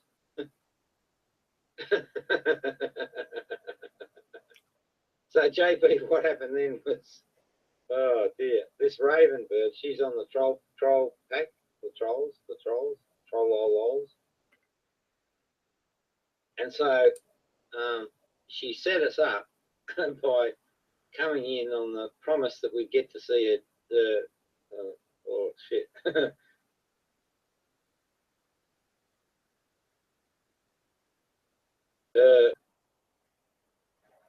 So, but they say you disturbed him. Say it live. Who?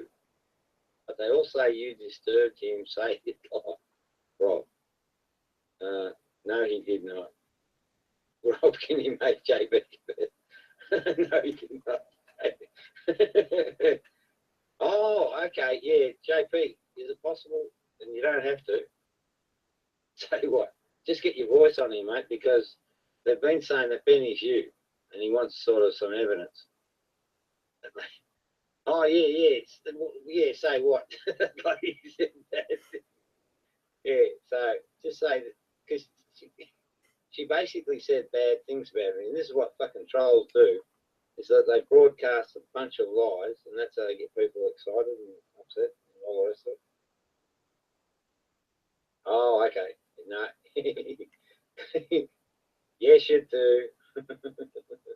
Yes, you do.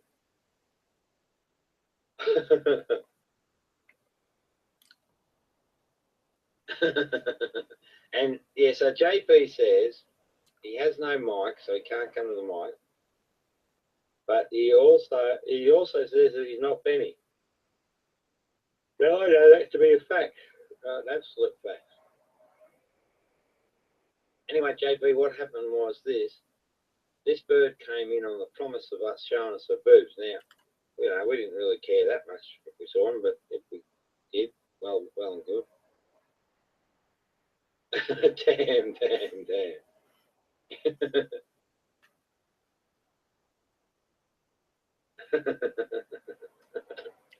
Is he schooling you, Benny? Anyway, so she comes in, and we're going through a whole bloody conversation, and then I noticed she goes CD on a point, and it was because CD always has a precursor, a false state in memory, always, right? And that makes it a very powerful tool. And so I noticed to go false CD on a point, and it was something I knew about. So we went through a process.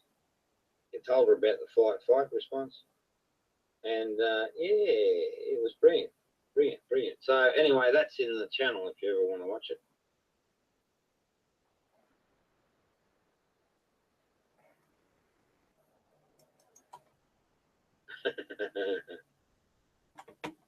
Yeah, no, I've heard JP speak. He's a young dude. Absolutely. 100% guarantee. Young and brilliant beyond measure. Yeah, bullshit, JB. Watch the stunt break.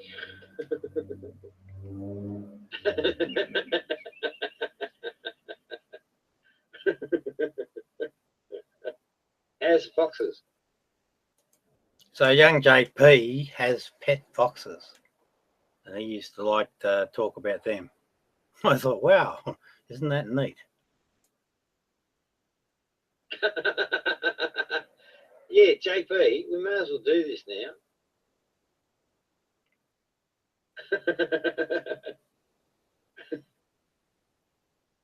Yeah, I know, but it's up to him, mate. You don't force people to, you know, us enlightened people, we don't force out, and you know that. Hey, JP, I've got the ultimate sex talk for you. No, I'm going to do it. I've got the ultimate sex talk for you. Yeah, okay, you ready? Ready? It's simple. Yeah, it's simple, but it works. I don't care. So, right. Stop. Really? Hang on.